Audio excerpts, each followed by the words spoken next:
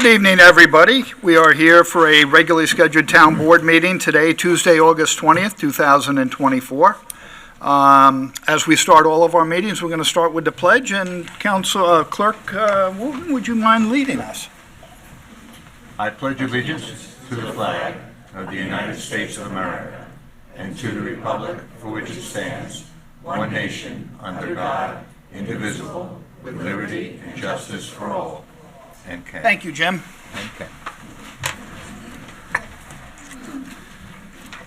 Okay. Every meeting we have somebody that from our faith service that does an invocation.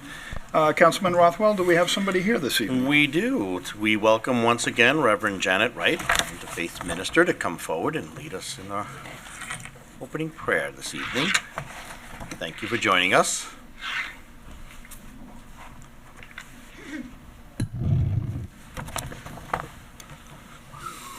Just wanted to say, so sad. Okay. Okay. Good evening to everyone who's here. I'm sure that we all are citizens of the town of Riverhead, Supervisor Hubbard, and town officials. I believe we all want the best for our community. We can achieve that through working together to make our town a safe place.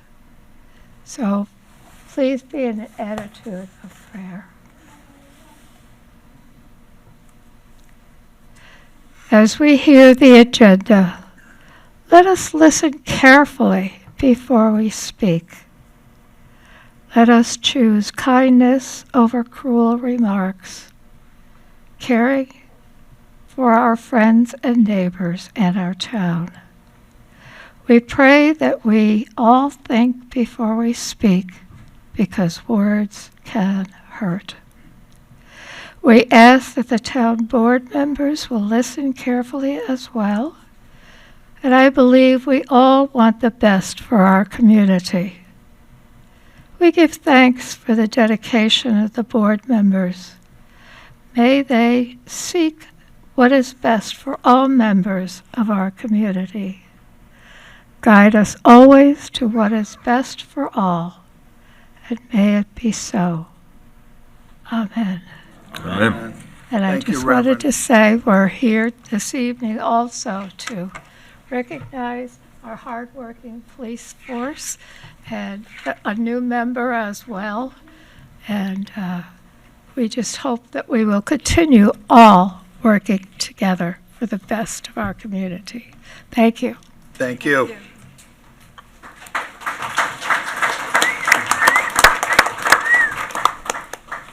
Okay, we're going to deviate a little bit from our normal agenda because we have a promotion tonight in the Riverhead Police Department. And you see all the police officers here. They're not here because the Griffin family's here and is going to probably give us trouble later. They're here because we have good reasons here of things to do tonight. So we're going to deviate, and at this point in time, I would like to call up Chief Ed Frost. We have to do the resolution?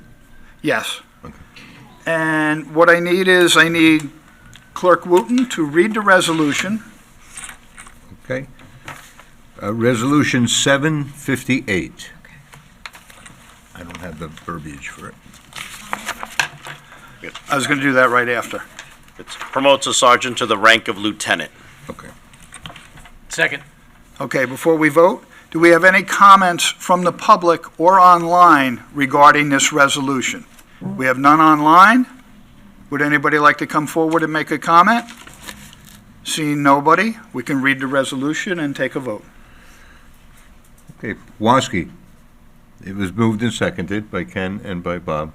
So, roll call vote. Woski? Absolutely a yes from me. Merrifield? Yes. Kern? Definitely. Rothwell?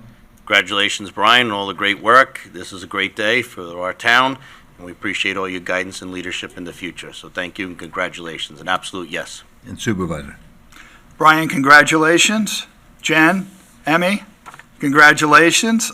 This is a big day in your family, a big day for the police department. We couldn't be happier. We have such a great, terrific office, police department in town. We have so many good quality candidates to pick from, and you're going to see one of the best tonight right here be promoted up to the rank of lieutenant. So yes. Resolution is adopted.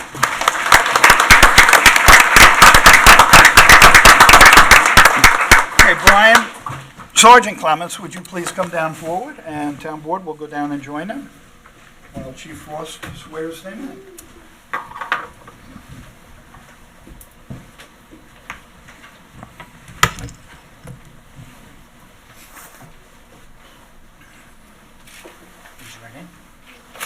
Do you, Brian Clements, solemnly swear that you will uphold the Constitution of the United States, Constitution of the State of New York, that you will faithfully perform the duties of the rank of Police Lieutenant for the Riverhead Police Department to the best of your ability, so help you God? I do. Congratulations.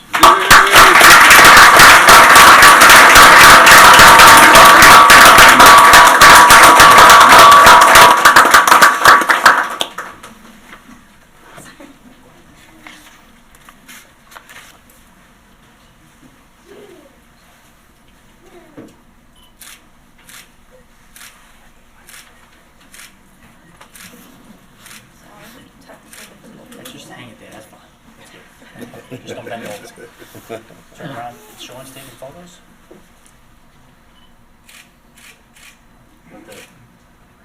His news review. Just one more for news review, please. One second. Oh, go ahead. Thanks. Brian, you want your phone?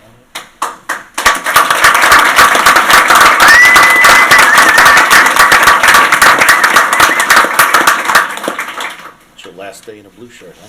Yes, sir.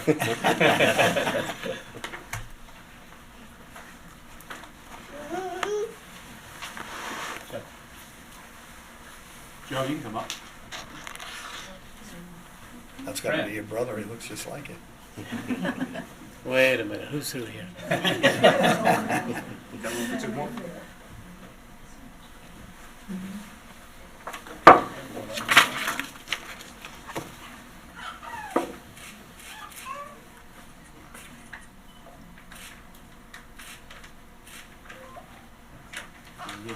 Sign over here.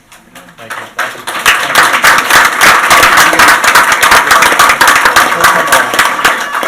Lieutenant, if you would just sign your name right here where it says sign here.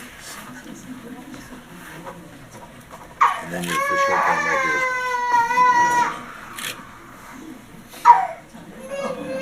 Your name is now Lou. It's no longer Brian. Congratulations.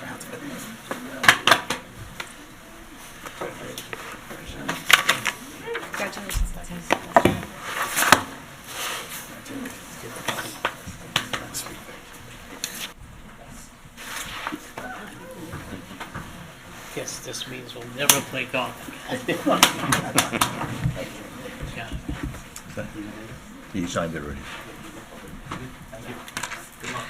Thank you, everybody. You're welcome.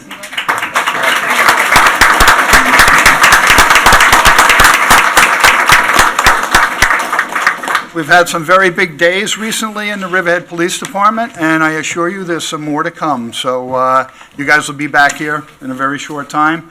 At this point in time, though, what we want to do is, being as we are all police commissioners of the Riverhead Police Department, we couldn't be prouder of our men and women in our department.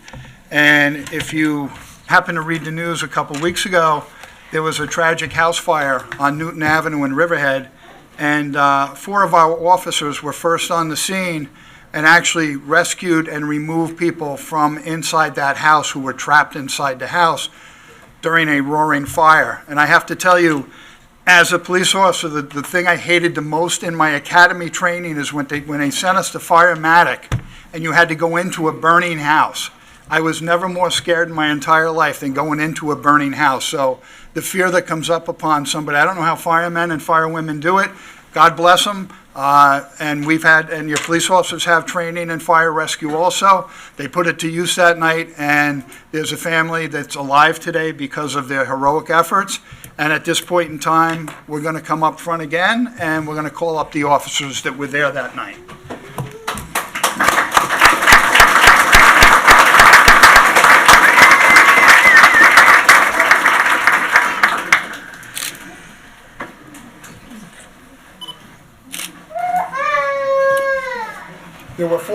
officers that made that daring rescue. 3 of them are here tonight. 1 was not able to be here. So at this time, if I could have Sergeant Guiseppe Rosini come up. Police officer.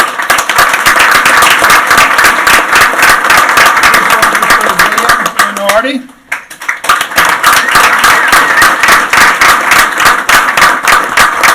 Who was just here a few short weeks ago getting his badge on as a brand new full-time police officer for the town of Riverhead. So that's awesome. And Police Officer John Dahlem.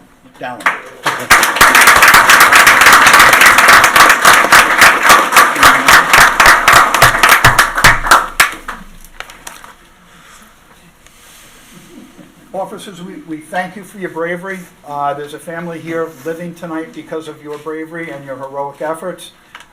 We know that's what we sign up for the job to do.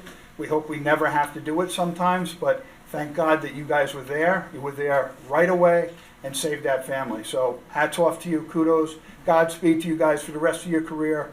We owe you a lot. We thank you much, and we have certificates to be presented.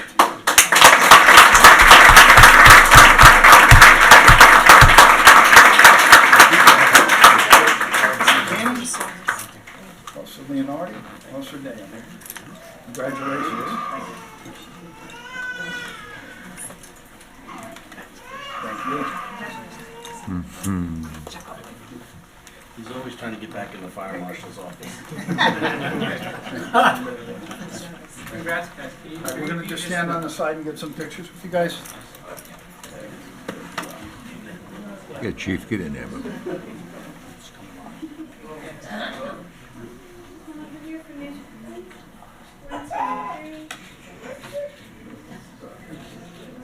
Thank you.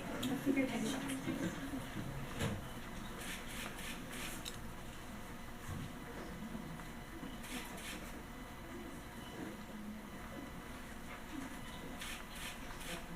He's mocking at it. Great job. Thank you, gentlemen.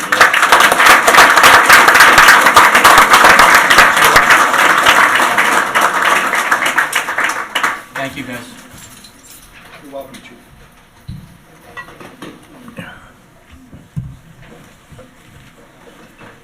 We'll give them a minute to exit.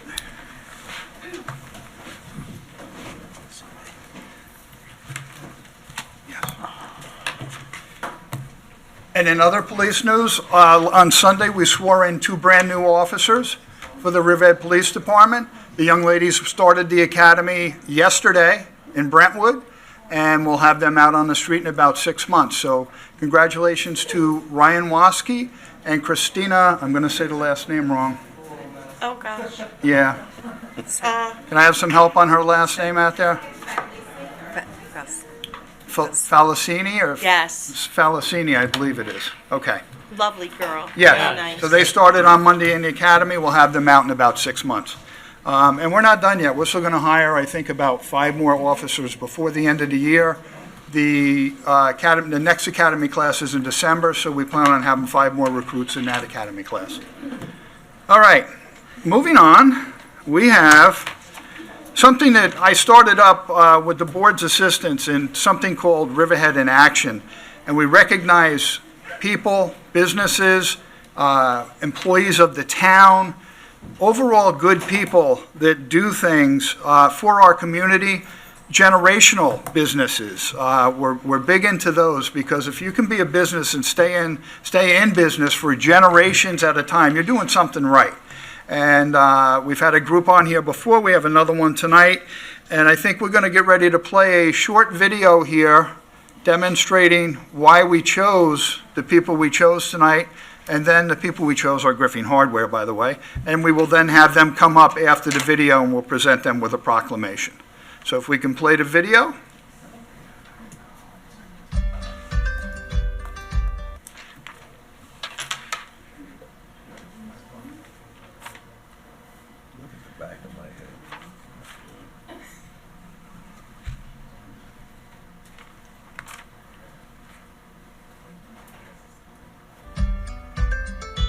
Hi, this is Tim Hubbard, supervisor of the great town of Riverhead, and you're watching Riverhead in Action, a media campaign designed to highlight the incredible work of the 350-plus employees that comprise Riverhead's 26 departments and sub-departments, town events, projects, job openings, local businesses, and other town happenings.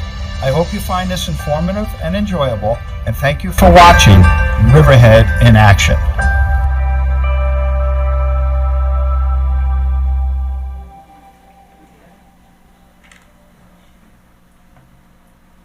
Recently, I had the pleasure of visiting one of Riverhead's oldest single-family owned businesses, Griffing Hardware, located in the heart of downtown Riverhead.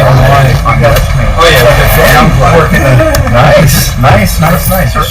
We're just promoting the positive of Riverhead, and when you have mom and pops that have survived through all kinds of economies, Right. and they're still here today, it just speaks volumes about the family that's doing it, because it takes a big commitment. It does. And and you a got lot to of stick work. with it through thick and thin, and you guys have definitely done that. And it's part of the heritage of Riverhead that we're very proud of. Right. And this, it's just a great community feel, and that's why we want to promote this, Right. and we want to make sure that people of Riverhead understand this, because we have a lot of new people in Riverhead. Oh, sure. That don't know the history of Griffing Hardware. That's true. So, to me, it's important, generational businesses and stuff that we Sure. have in town. Right. And certainly Griffin Hardware fits the piece for that. Right. It goes back, how many years? How long ago? 1931. 1931, the store opened. Was it on this location always? It was 2 doors down for 2 years. And in 1933, they completed this building and moved into it. So they built the building itself and then moved into it? Correct. Okay. Yes. And who ran it at that point in time? Timothy Griffing Sr. and his brother Burton Griffing. Yeah, And they were raised across the street in that house. They were born there, so they didn't go too far. Okay. Your grandfather? He was the master locksmith. From exit 50 East, he was the guy. Yeah. And from New York Telephone Company, that's exactly what he serviced, from exit 50 all the way to Montauk and Orient. And it was really good business for him. I remember him for his mutton chops. Always had the mutton chops. And he grew them out especially for the parade. I remember he had those. Yes, he did. Yep. And I have a picture of him in the office. Always known for his mutton chops. And I know one thing that Griffin Hardware has that nobody else around has is locksmith capabilities. yes, we have locksmithing. Your dad was a master locksmith. I mean, there 62 wasn't years. anything he couldn't get into back in the day. I remember that. The true hometown feel though here, Tim, is like the wooden floors, right? Wooden floors. Nail bins. Nail bins. Loose nail bins. Where do you see that anymore? You don't. You just don't see it. No, And nails it's are so over here, cool. and those are, by the pound or by the piece. And they have the claws, so you don't have to reach in and get your hand stabbed, and you pull them out and you bag them up. And Doing that, this is pulling just nails stuff that forward since I was 8 years old. Right. That's what you did as a kid. You came in here to keep busy. You were sweeping the floors. you were 8 years old when you started here. I would say. Yeah. And full-time, part-time while going to school and junior high. Yeah. As many of my cousins. I know you've worked here. as Hundreds a- of people that have worked here over the period that this store's been open. Sure. Absolutely. Yeah. And now Kenny, the fourth generation over here. Yeah. This is Keeping Kenny. it going. Come on over. And Irv, Step up. Irv been here 38 years. 38 years, and Kenny's Big face of the franchise here. Kenny's the owner's son. Todd's Yeah. out of town today, but he'll be joining us on the 20th. So, Good. Yeah. Very good. This is it. All right. Yeah. Thank you guys for Guys, coming in. thank you so much. We appreciate it. Kenny, We enjoy all seeing the you business. again. It's in Irv. community. A fourth-generation family-owned business and a mainstay in downtown Riverhead for over 90 years, Griffin Hardware has employed hundreds of people, even a young Tim Hubbard back in the day. Whether it be a summer job for a young person or a 4 decades-long career, the staff at Griffin Hardware are the face of this beloved local business. Despite the advent of big box stores and online retail, customers still flock to Griffin Hardware for the friendly faces and wide range of products and services, and I hope you will agree, it's small businesses like this that help our downtown maintain that small downtown feel we all know and love. It is my pleasure to have featured Griffin Hardware as a generational business in Riverhead. Thank you for watching Riverhead in Action.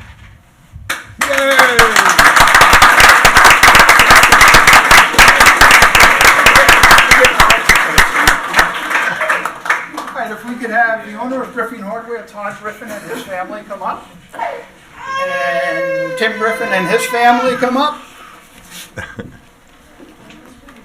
That's the star of the film right there, right in front. We apologize a little bit about the audio. That was done directly off a cell phone. We are working on upgrading that a little bit.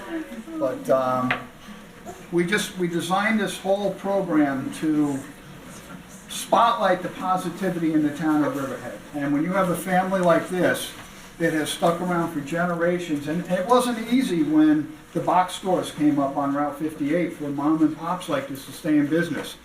But they, without sounding like a commercial for the business, they offer a service that you don't necessarily get in the box stores. You have knowledgeable people in the store that grew up generation after generation and grew up in the hardware store. And I worked there many years ago, and for the short time I was there, I learned more stuff that I could do at home and things about, fixing screens and fixing windows and all kinds of stuff. It was very helpful for me to be there. But that they've stayed in business for so long, except for the trader on the end who went to the building supply. Greg worked in the store too for many years off and on. He was part of the generational staff there.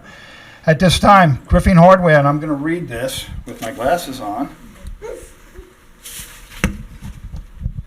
Says, whereas it is both fitting and proper that the supervisor and the entire town board join with every citizen of the town of Riverhead in celebrating a local business who has been a cornerstone in the heart of Riverhead since 1931, dedicated to providing such services as locksmithing, key fabrication, screen door repairs, glass and plexiglass cutting, and more. Whereas Griffing Hardware Company began when Timothy G. Griffing Sr. and brother Burton Griffin purchased their first hardware store in 1931. 2 years later, in 1933, the two decided to build a new location 2 blocks from the original hardware store, where the location remains today, more than 90 years later. And at this point in time, it says, now therefore I, Timothy C. Hubbard, supervisor of the town of Riverhead, together with the entire board, hereby thank the Griffing family for their dedication and for remaining in the town of Riverhead for over 9 decades and serving our community. I urge all citizens to sustain public awareness of this vital establishment, and this is from the town board and the town supervisor. So congratulations, Todd, and Griffin Hardware.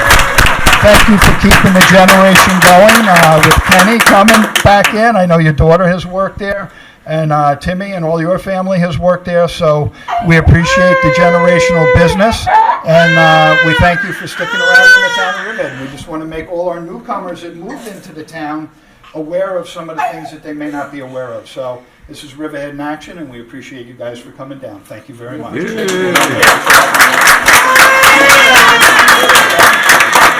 all movie stars now.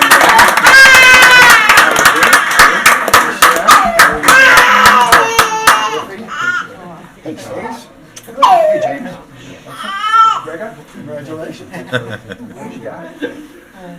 Okay, thank you guys. Go enjoy a summer evening somewhere. All righty. We appreciate it. Thank you, guys. Thank you very much.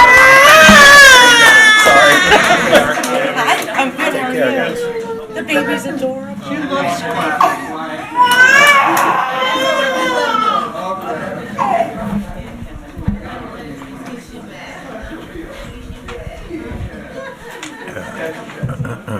Mine too.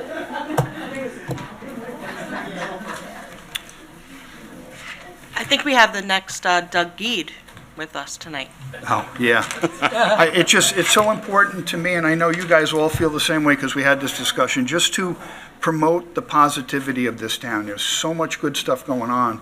And we have a whiteboard up in the office, and we have a bunch of businesses and ideas of places to do. We're going to be busy at this for a very long time because we have between farms that have been here for generations, businesses, all kinds of good stuff going on in the town. We're going to be very busy with putting stuff up, and I implore all my board members to do the same thing. And with any ideas you have, we go out and set up and do the same thing and present it, and we'll have a little fun with it. So, okay? Great. Love it. All right, moving on to town business. Mr. Wooten, do we have any announcements and correspondence and reports? Well, we have plenty of correspondence, actually. We have 37 letters in this go around, all dealing with the agri-tourism, I guess in anticipation of the public meeting or public hearing that was scheduled, that was canceled for the public forum to be held on September the 18th. So I think a lot of that came in preamble to that. And then we had one letter just on general topics dealing with CPF money and allocation towards the school district. That was letters to the town board, and all of them can be seen on the website, and they've all been circulated to the board members. Under reports, we received the utility monthly report for July from the tax receiver, and that was $527,558.78. And the town clerk collection report for the month of July was $11,882.47. And that concludes the letters, correspondence, and reports. Okay, I have a couple of announcements to make. First of all, residents who may have sustained damage as a result of the weather events this past Sunday may self-report damages to their home and/or businesses by completing an online form found on our town website, provided by New York State. The purpose of this form is solely to collect information that may help state and local officials identify supplemental damages to develop and augment potential requests for available federal assistance programs. You have to meet a certain financial level before you can qualify for federal aid, and it's done like county-wide. So even if you have something that was only a few $100s that was damaged, it might help out in the long run to get us to that threshold so everybody would qualify for federal aid when they declare a natural disaster like that. So it's important to report it. If you have something, go on the town website and write it up and submit it. We would appreciate it. All right, this Friday, August 23rd, is the rain date for Alive on 25. This will be the final Alive on 25 for the 2024 season, and it will include a laser light show on the town square starting at 9:00 p.m. As always, there will be live music, food, drink vendors, face painting, and games for the kids.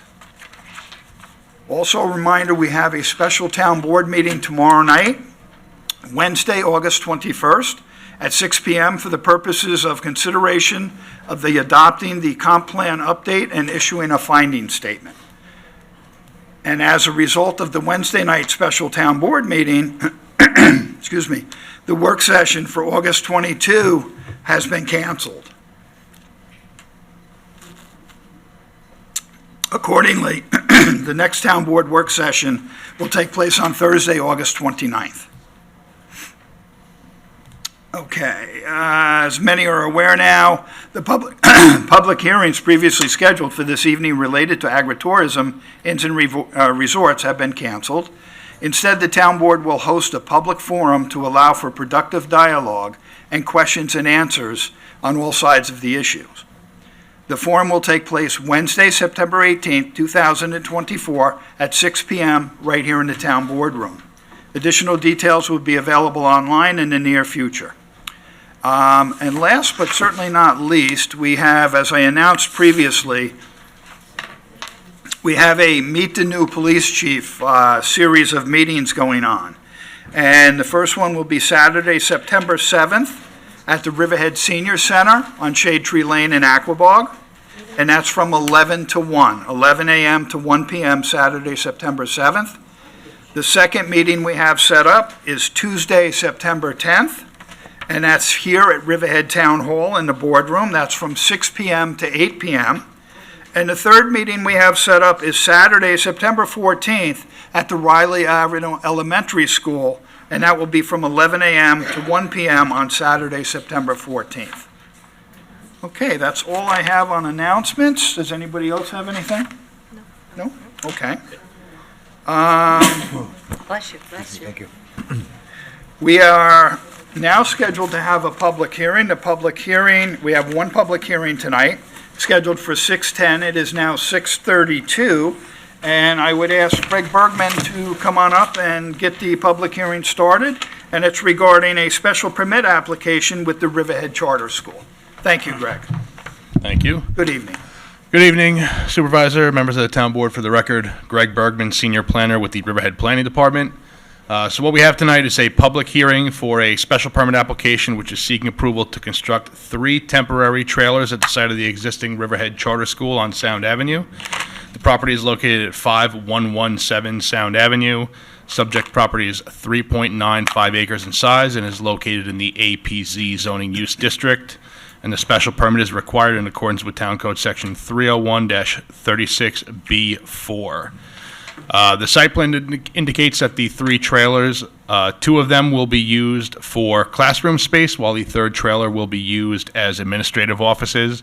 And I will note at our last work session, when we last discussed this application, Councilman Rothwell, I believe you asked if the trailer that had been brought to the site without approvals was removed. I did subsequently go to the site and confirm that it has been removed. So right now, there are no trailers behind that building. Thank you for doing that. Thank you. Just a quick prior history of the approvals. The town board, by resolution 2021-808, dated December 21st, 2021, granted a special permit to approve the conversion of the existing two-story building into a schoolhouse for use by the Riverhead Charter School. Planning board subsequently granted site plan approval for same by resolution 2022-007 on February 3rd of 2022. As far as this current application, the board has taken an action, Resolution 2024-523, dated June 4th, 2024. The board classified it as a Type 2 action under SECRA, pursuant to Section 617.5C8, as it involves construction of a non-residential facility involving less than 4,000 square feet of floor area. At that point, I know we do have representatives from the application here to speak on behalf of the applicant, so I would open it up to them, and we'll go from there. Okay, thank you, Greg. Sir, just state your name and affiliation for the record, please. Sure. Good evening. My name is John Farrell. I'm with the firm of Son, Ward, Braff, Coscignano. Our offices are at 1300 Veterans Memorial Highway, Suite 100, Hauppauge, New York. I'm here tonight on behalf of the Riverhead Charter School. As the board knows, the property is located on the south side of Sound Avenue, about 1,300 feet west of Church Lane. It's presently improved with a 2-story building that is used for the high school.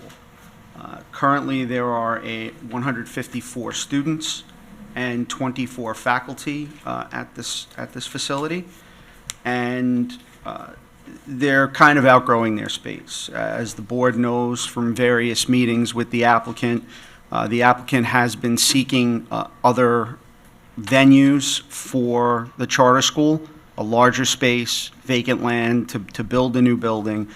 They've been working on this in earnest, and for a variety of reasons, they haven't been able to do that. Currently, they're in negotiations to acquire a property that is in a zone that, from what I understand, because I don't know the location, my client informs me that the property would allow schools as of right. It wouldn't require a change of zone or any special permits. So it's an appropriately sited property, and ideally they'll be able to move there. Obviously, it's going to take some time to get the approvals and get a building of the type that they're looking to construct done.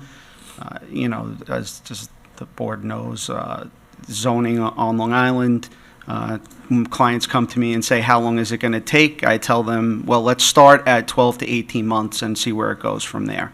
We're hoping to get it done in less time than that in terms of approvals, but building a building of the size that they're looking for is probably going to take 18 to 24 months. It's a substantial building, takes a long time for foundations to cure, so the construction process is generally slower on larger buildings.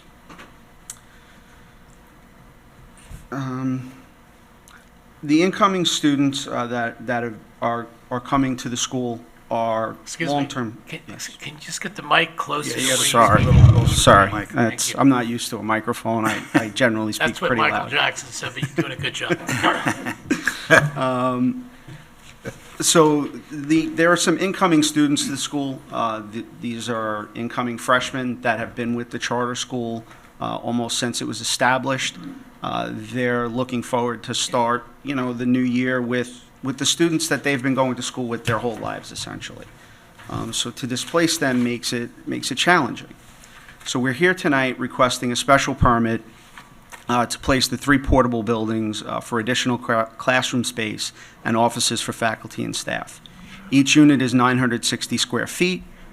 2 will be used for classrooms with up to 24 students each. The third would be used for admin space, which would be about 4 to 6 administrative personnel. As an initial matter, I'm not thoroughly convinced that we are required to be here for a special permit. We're required to we applied for this special permit under the code section that allows schools in an agricultural protection zone. As Mr. Bergman noted, our facility, our site was approved for this in 2021. Zoning approvals run with the land, not the physical space occupied, so the use of the site is already authorized. I'm not saying that the town doesn't have discretion. There are permits that they have to obtain. There are site plan approvals that they have to go through. But a special use permit has already been granted at this location for school use, so the board has already made a determination that this is an appropriate location for this type of use. In addition, it should be noted that in the APZ, accessory buildings are permitted provided they meet certain criteria within the code. Specifically, they're not permitted in a front yard. These structures are not in the front yard. They are not permitted in a side yard unless the accessory building is 60 feet from a side street line or 25 feet from a property line and 10 feet from any other building. The buildings are 40.8 and 40.61 feet from the side yard, and they are 10 feet from the existing buildings. The other condition is that they're not allowed in a rear yard unless the building is 20 feet from a property line, 10 feet from any other building, and 60 feet from any side street or rear street line. As I noted, the buildings are 40.8 and 46.1 feet from the side lot line, and it's 376.6 feet from the rear lot line. So I would submit that these buildings are permitted as of right under the code as accessory buildings. Nevertheless, we're here to seek the board's approval for the special permit because that is what the planning board has determined that we're required to do.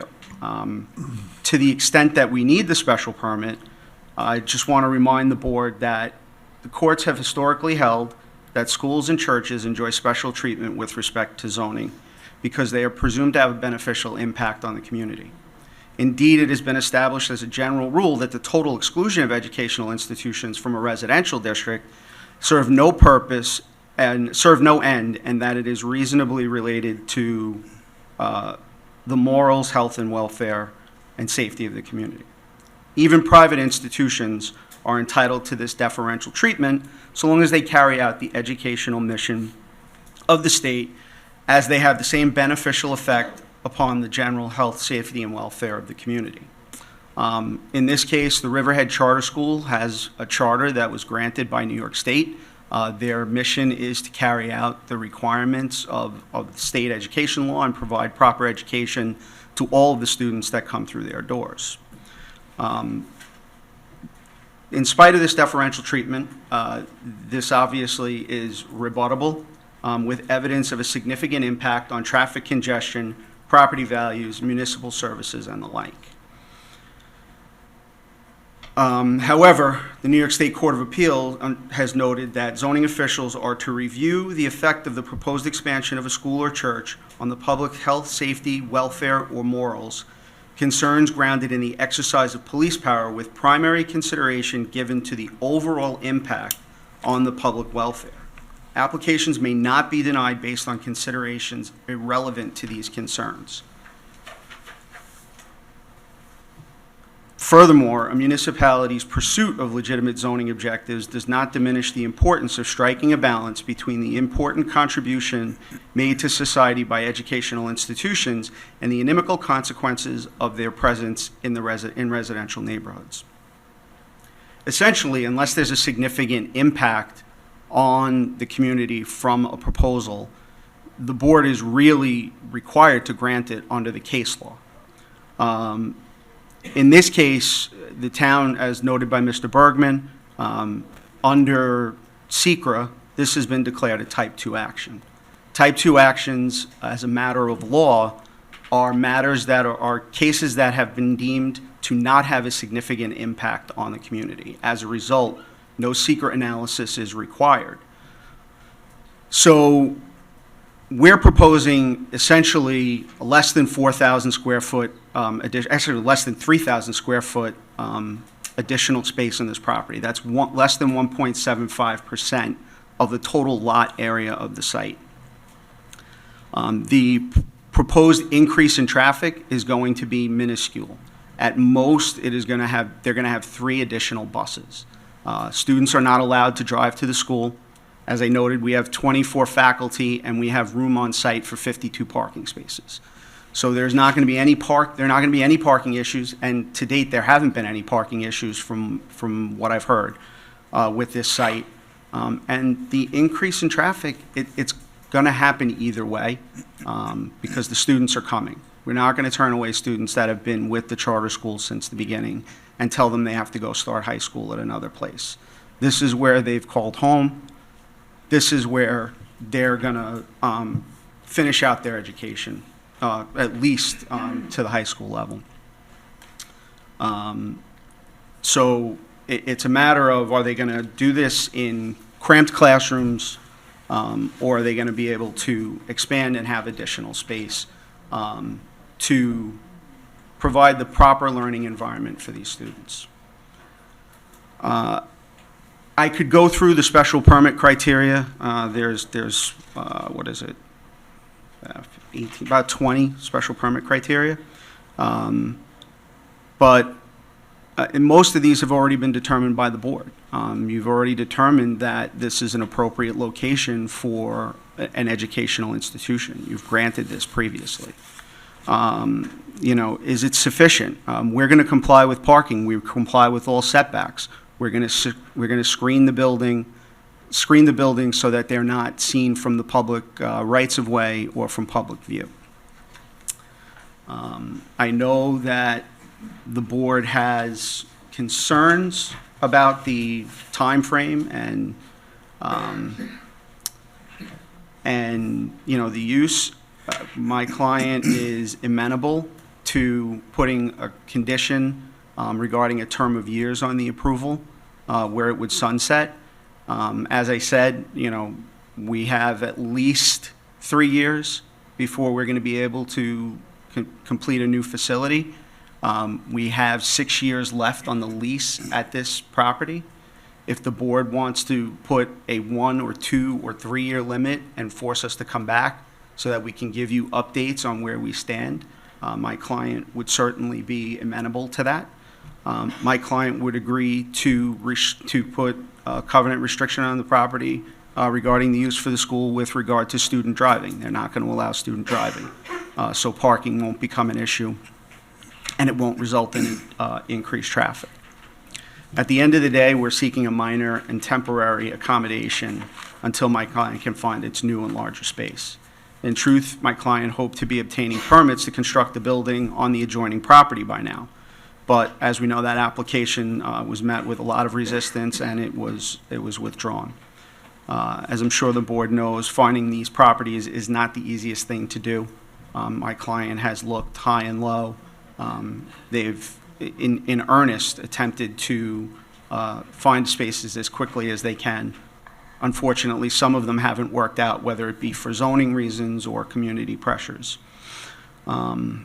But like I said, once my client goes to contract, they're going to start in earnest getting the approvals, getting permits, constructing the building, and hopefully moving there within a three and a half year time frame.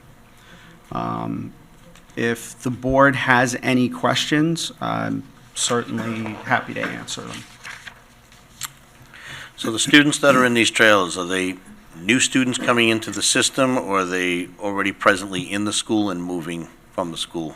It's going to be a combination of both, right? So we have some students that have left and graduated, and we have other students that are coming into the school.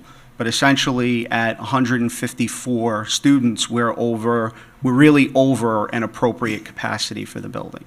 So perhaps we could add a few students, but it's really just to serve the students that are already in the Riverhead Charter School system. I'm not asking if they're in the system. They're in that school on Sound Avenue, Right. and there was an expectation that they would, continue and finish their schooling in that building. Yes. You now, like, during that process, are you now telling those same students that next year they're going to spend their time outside in the trailer, or those new students that have come in that have never experienced being inside the main schoolhouse? It would be, ninth graders would be put into the new facility, the new structures, So what are the grades in the school? 9 through 12. Okay, so it's new students who are going in. They haven't experienced being in the main building yet. And then how about movement between the trailers and the main building? Are they going in for lunch or gym or other activities, or are they confined to that trailer all day? No, they would have to come out for physical education. They would go to the physical education facilities. They would come out for lunch. It's really just a classroom space. Okay. So is there weather, is there covering awnings or anything that during the poor weather and rain and so forth, are they covered going from one building to the other? What's the accessories surrounding these trailers? We don't have, We'll make sure that it's covered and that it's accessible to, and under all the guidelines. You have to. I think my client is take trying them to up. say that we would put an awning of some kind to make sure the kids don't get wet if it's raining or snowing.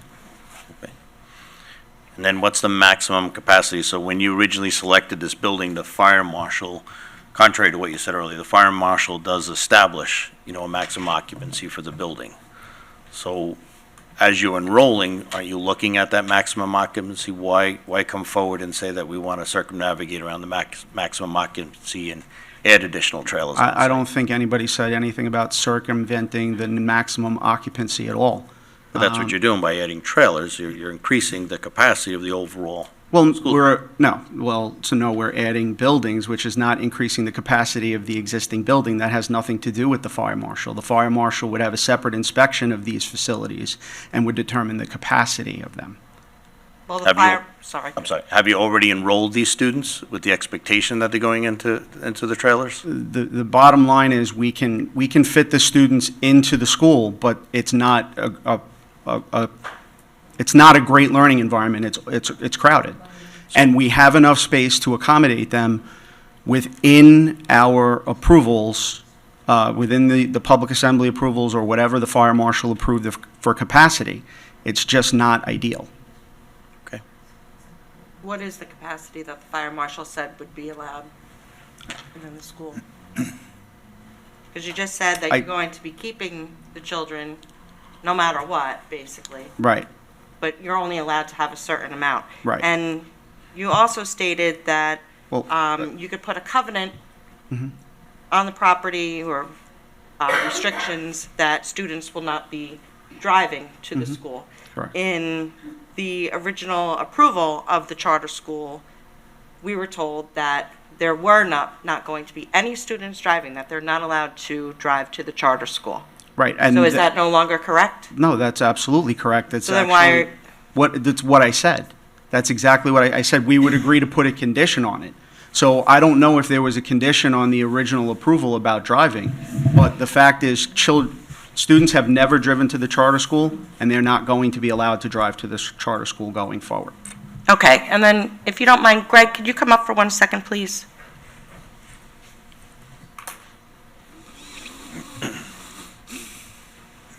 Thank you. Greg Bergman. Yes. So, sir, you said that this was classified as a type 2 action. I said that Mr. Bergman said that. Okay, so Mr. And that's Bergman, what- and after the it's- secret. It's correct. So, Greg, was that considered a type 2 action because of the findings of that secret for No, what is so there now? SECRA, this application is a type 2 action solely because it involves construction of non-residential structures totaling less than 4,000 square feet of floor area. So they're So this proposing- doesn't change anything? No, I mean, so this current application is a type 2 action. The prior action, I don't have it right in front of me, but it was probably unlisted. For SECRA, things are either a type 1 action, a type 2 action. If they're not on either of those lists, they're an unlisted action. But this current application the construction of the 3 trailers totaling less than 4,000 square feet is in and of itself considered a type 2 action. Okay. Greg, the Thank you for that counselor indicated that he seems to think no special permit is required by the town board in order to do this.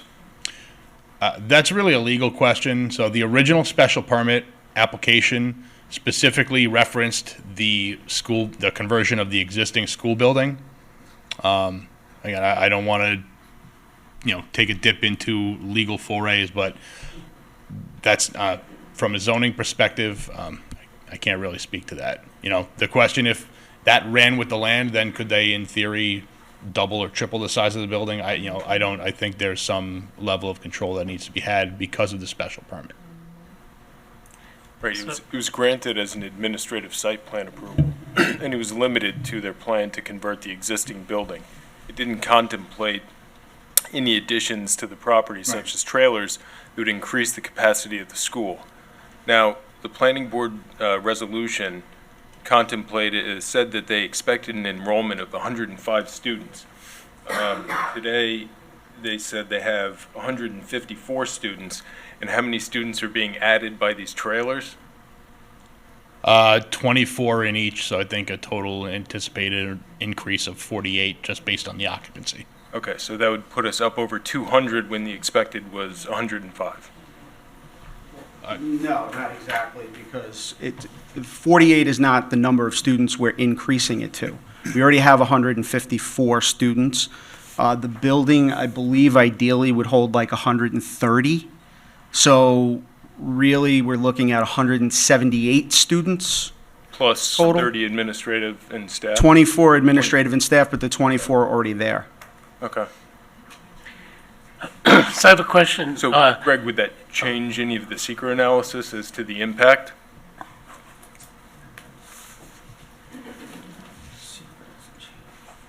So, I'm just going to read... Or any part of the analysis? So back in 2021, the resolution which granted the special permit, again, Resolution 2021-808, application submitted to the town board seeking approval whether to convert an existing 2-story building to a schoolhouse. The town board, by a prior resolution number 2021-739 dated November 16th of 2021, it was unlisted. The town board assumed lead agency and made findings. The anticipated student enrollment at the school is expected to be approximately 105 students. The applicant has submitted a bus stacking plan which identifies the ability to facilitate the on-site queuing for 7 buses, which will allow for safe loading and unloading of students at the site. The site is currently served by 2 curb cuts, which will allow for circular traffic pattern throughout the site. Signage will be provided to indicate traffic circulation patterns to prevent unsafe turning situations. Exterior lighting will be provided to ensure adequate exterior lighting levels during winter months. The existing sanitary system will be upgraded to a new IA system, which will help reduce nitrogen load into groundwater. And new asphalt driveway entrances will be provided at the site's existing curb cuts in order to help prevent gravel being tracked into the Sound Avenue right-of-way. So those were the findings out of the resolution. Further on, the town board granted the special permit. They found, they made some findings subject to the conditions. So they found the use will not prevent or substantially impair the reasonable and orderly use or reasonable and orderly development of other properties in the neighborhood. The hazards or disadvantages to the neighborhood from the location of such use at the property are outweighed by the advantage to be gained either by the neighborhood or the town. The health, safety, welfare, comfort, convenience, and order of the town will not be adversely affected by the authorized use. Such use will be in harmony with and promote the general purposes and intent of Article LVII 57 of the Town Code. And then they granted the permit subject to, prior to the issuance of building permits, they must get approval from the Riverhead Planning Board. So would it be fair to say that that was at least in part predicated on the representation that it would be limited to 105 students? I think the fact that it's in the findings for the unlisted action, the student enrollment is anticipated to be approximately 105 students. Again, I believe they've stated that they are currently over that. I do agree in terms of traffic. If they approaching 170 or in worst case scenario, 200. When this application first came in, I made it a point to speak with the prior police chief, Hager Miller. I know we have issues with traffic at the Calverton location. I spoke with the police chief to see if there were any complaints or if he had any issues with traffic at this Sound Avenue location. He confirmed to me that he did not. So when I look at the totality of the application, potentially increasing student enrollment by 48 students based on the space, I mean, realistically, that can be accommodated by one additional bus load. So in terms of environmental impacts, it's still this current application's a type 2. Okay. Now, just quickly, assuming that council is correct that this wouldn't be a special permit, insofar as the prior resolution and approval was limited to the existing building, would this not be, at the very least, an amended site plan application? The board would still need to, the planning board would still need to approve an administrative site plan approval for they do have some land banked parking, some additional parking in the back, and just for the placement of the structures prior to the issuance of building permits. So that step will be required regardless of whether or not it's determined that they need a special permit from the town board. I have a question. You said 154 students, and maybe I didn't hear you correctly, but I thought part of this was to alleviate some of the crowding with that 154 students and Correct. move 24 out, but now you're into each one of those trailers. But now what's happening is you're adding more students, and I'm going to go back, Okay. to the last public hearing where we had so many little students come up here, and they were very articulate and very great, and they were concerned about eating in the building, but now we're kind of putting them in that same situation in 3 buildings and 3 structures. Well, no, I would disagree with that because, so, as new classes come in, classes graduate, so students move on. Can right? you give me the totality then? So if we did a covenant, right, what is the absolute number that you're going to agree to and not exceed, is the question. I mean, is it 100? It's not 154. Right. So what is the number? Because I don't want to see you doing 154 in the big building and then putting, another 30 in each one of the trailers or 40 in each one of the trailers. You understand my point? I understand your point completely. I think the ultimate goal here is to get out of this facility as quickly as possible and get to a larger facility. So I think, I think 180 would be the maximum. And if it came to that, we would probably have to move administrative staff out of one of those trailers and convert that to a classroom space. But I would note that when Mr. Bergman read the resolution, he noted 7 buses, right? Stacking for 7 buses. We don't have 7 buses. We only have 4 buses right now. So even at most, we're expecting 3 additional buses. So that would put us at what the board considered in terms of traffic on the previous application. So you're committing to 180 Is that, which I can appreciate, but then what you said was, well, if it got more than that, you would move the staff somewhere else. No, that's what I said if it got to 180, we would probably move students to the 3rd trailer rather than put more kids in each trailer. Okay, where's the staff going then? We would have to reconfigure space. We would have to put them in hallways, whatever it would be to accommodate. Look, at the end of the day, this application is about the children.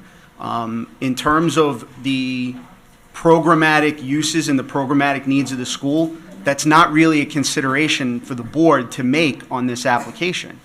It's up to us to make our own programmatic decisions. We will agree within limitation as to a number of students, but you guys can't dictate how we use the facilities. The courts are very clear on that.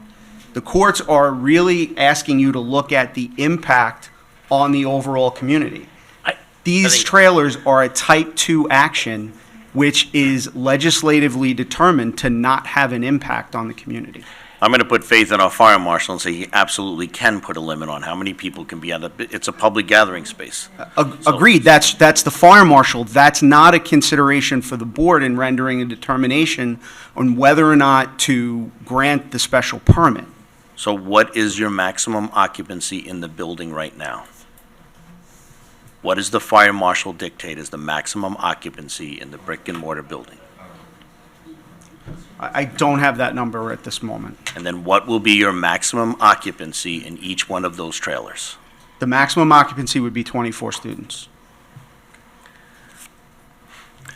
Here's, my concern is that each class that has come in from kindergarten up has been larger than the class before it, to the exception now that you've gone to a lottery, correct?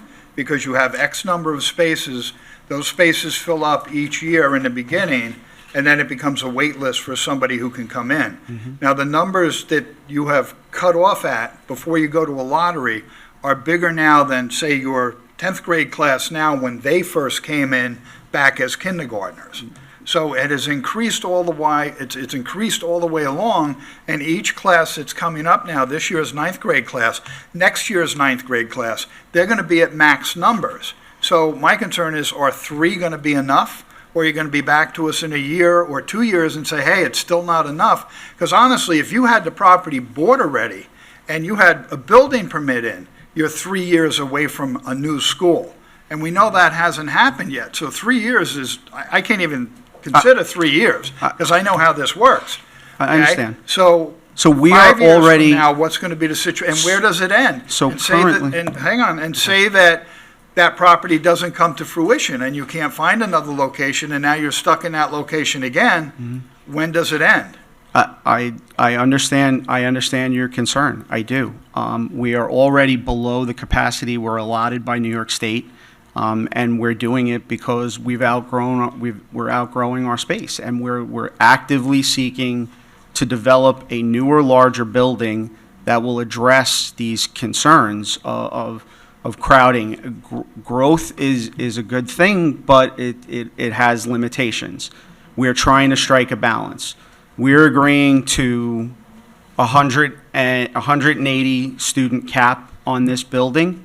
If it doesn't work, then you guys can certainly say you've exceeded the conditions of your approval and you can revoke that special permit.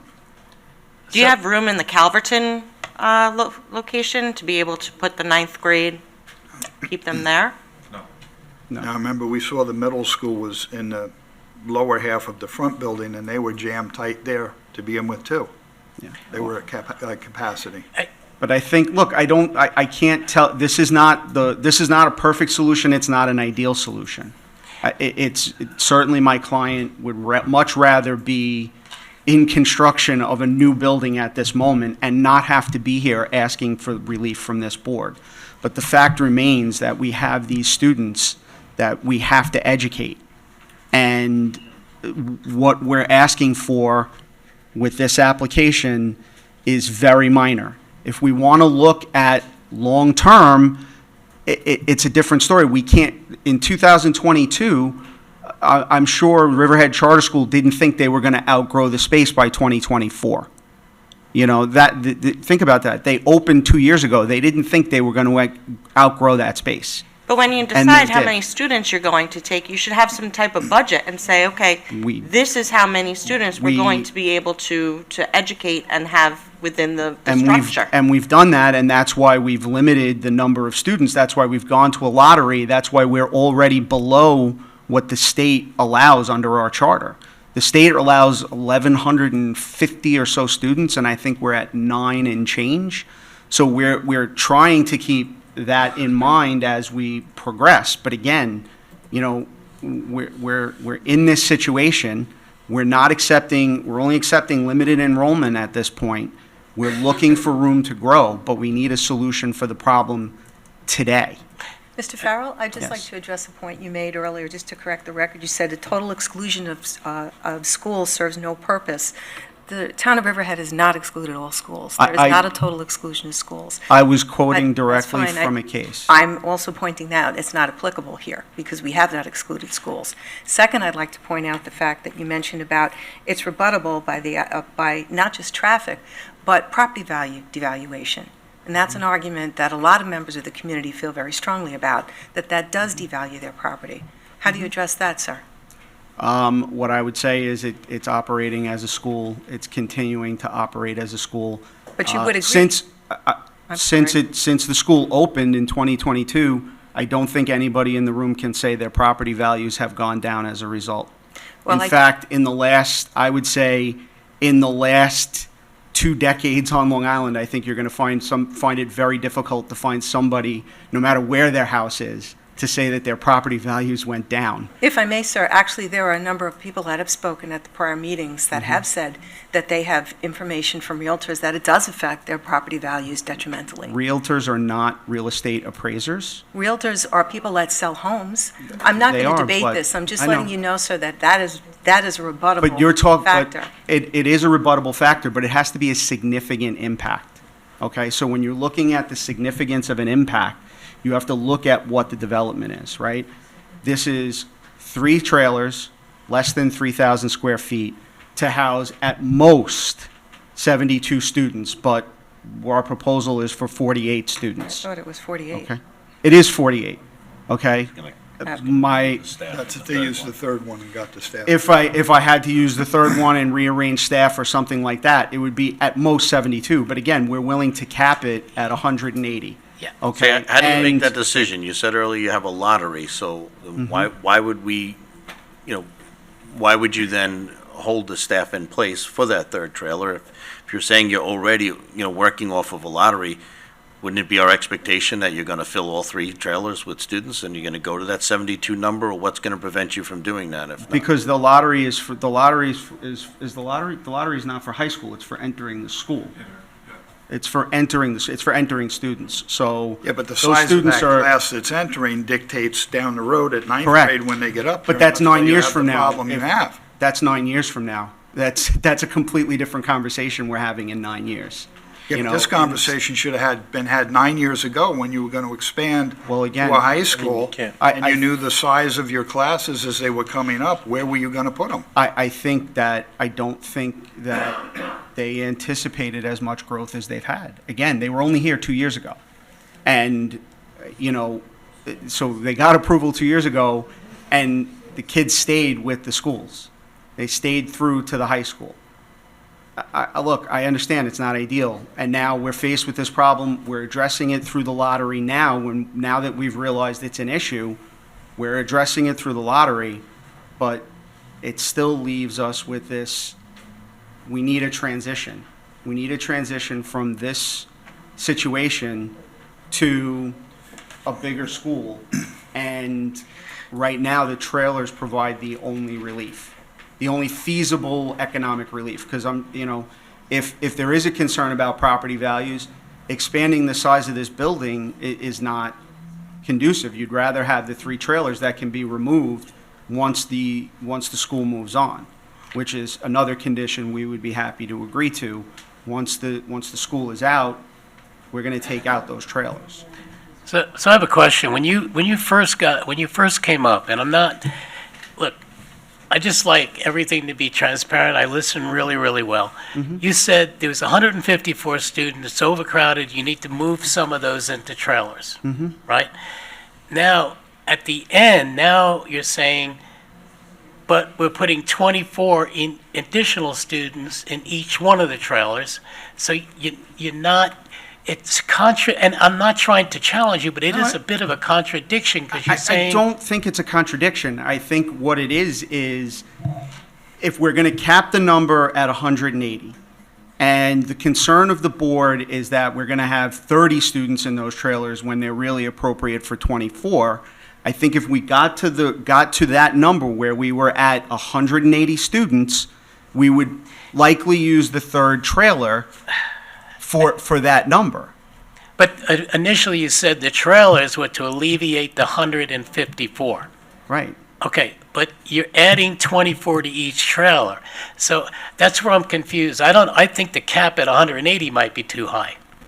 You know, because then you're going to take, But- now because you haven't solved the 154 number, and I don't know what the fire marshal is going to give you for occupancy in each trailer. That's all I'm saying. I think I need to know that number so that we could make a good determination on what the cap is. Right, I understand that. I know why these trailers are designed for that purpose. But we'll find out, right? So I guess. I'm not looking to give you a hard time, but I No, sure. recall all the students that came up here and said it's overcrowding. And I was very happy that you're relieving that overcrowding situation, but by adding the 24 to each trailer, you haven't solved that problem. Well, we have, because then you'll have 48 students out of the school. That'll be. No, you're adding 48 to the 154. No, You no, just no, told, that's we're when not you get to adding- the 180. We're not adding 48 to 154. We're talking about two different things. The board asked for a cap on the number. The 180 is the cap that we gave on the overall number. I understand years down. that. That's not, we're not bringing in 72 new students tomorrow for this building. We're not bringing, we have capacity for 48, and we're not even going to have the 48 in at that point. Right, the 48 are just going to be 24 of them are going to be to alleviate the existing space, and then the others to alleviate the room inside the building, and then there will be 24 additional seats, right? So half of what we're adding is to address what's already in the building. Have you already enrolled these students in September with the expectation that you're going to have these trailers? They've been enrolled since they started school. They've been in the system since they started school. So have you mapped out a plan when you don't, if you should not receive the trailers? Are you going to then, Well, how do you work your enrollment? How do you send certain students to a different facility? How do you tell them you can't accept them? Like I'm just curious, and I know that's not a direct comment about your request Well, I today, think- but well- I would be curious to see how you're going to address that. I'll turn it over to my client. So, Dr. Ankrum, thank you guys for having us. I haven't really thought about that because I think worst case scenario with the 150 or to 154 kids that we have now, we can currently make that work. They would be on top of each other, and we'd have to do all kinds of things in order to kind of make puzzle pieces work. Some of our students will be at Suffolk, some of them will be staggering in later or whatever. So we could make it work, but having portable access would be a great deal of relief for us. We understand your concerns. We have 6 years left on this lease. Our goal is to not be at the Sound Avenue location and to be at our new location. So if you guys want to put a cap, if you want to say, you know what, you guys can only go up to this 180 number that we're talking about, we're totally fine with that. If you want to put a cap on the amount of years that it can be there, if you want to stagger the trailers, if you want to say, you know what, you can get one this year and then come back and then get one the next year, we are open to all of those things. We're just asking for a little bit of relief and a little bit of help. That's it. Okay. Okay, at this time, I'd like to open it up to members Mr. of the public Supervisor, that would like to comment. just one more question. So what Councilman Rothwell alluded to was what would happen if you hit the cap, what would you do with extra students? Now, ultimately, those students would have the option of going to their home district, correct? Correct. Okay. Okay, I'd like to open it up to the public for comments. Would anybody like to come up and make a comment?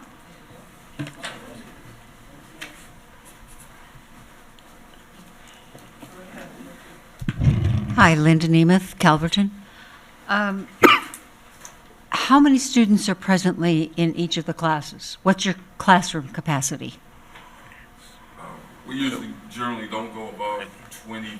So we can't Okay, so you really have do it. it. I'm sorry, just hang on. I don't like to interrupt. I'm sorry. But how about this? If you have a question, state the question, and I think council will write down the question, then prepare some answers. Okay, All right? no problem. But it can't be a back and forth where No, two no, people I are. didn't realize yeah. that. Thank you. Okay, so I just wanted to know the capacity of the classrooms. The thing is, if you've had these students coming up all along, you've had a steady capacity within the classrooms, how can that capacity suddenly increase? That's one of the questions. That's all I have right now. Thank you. Thank you.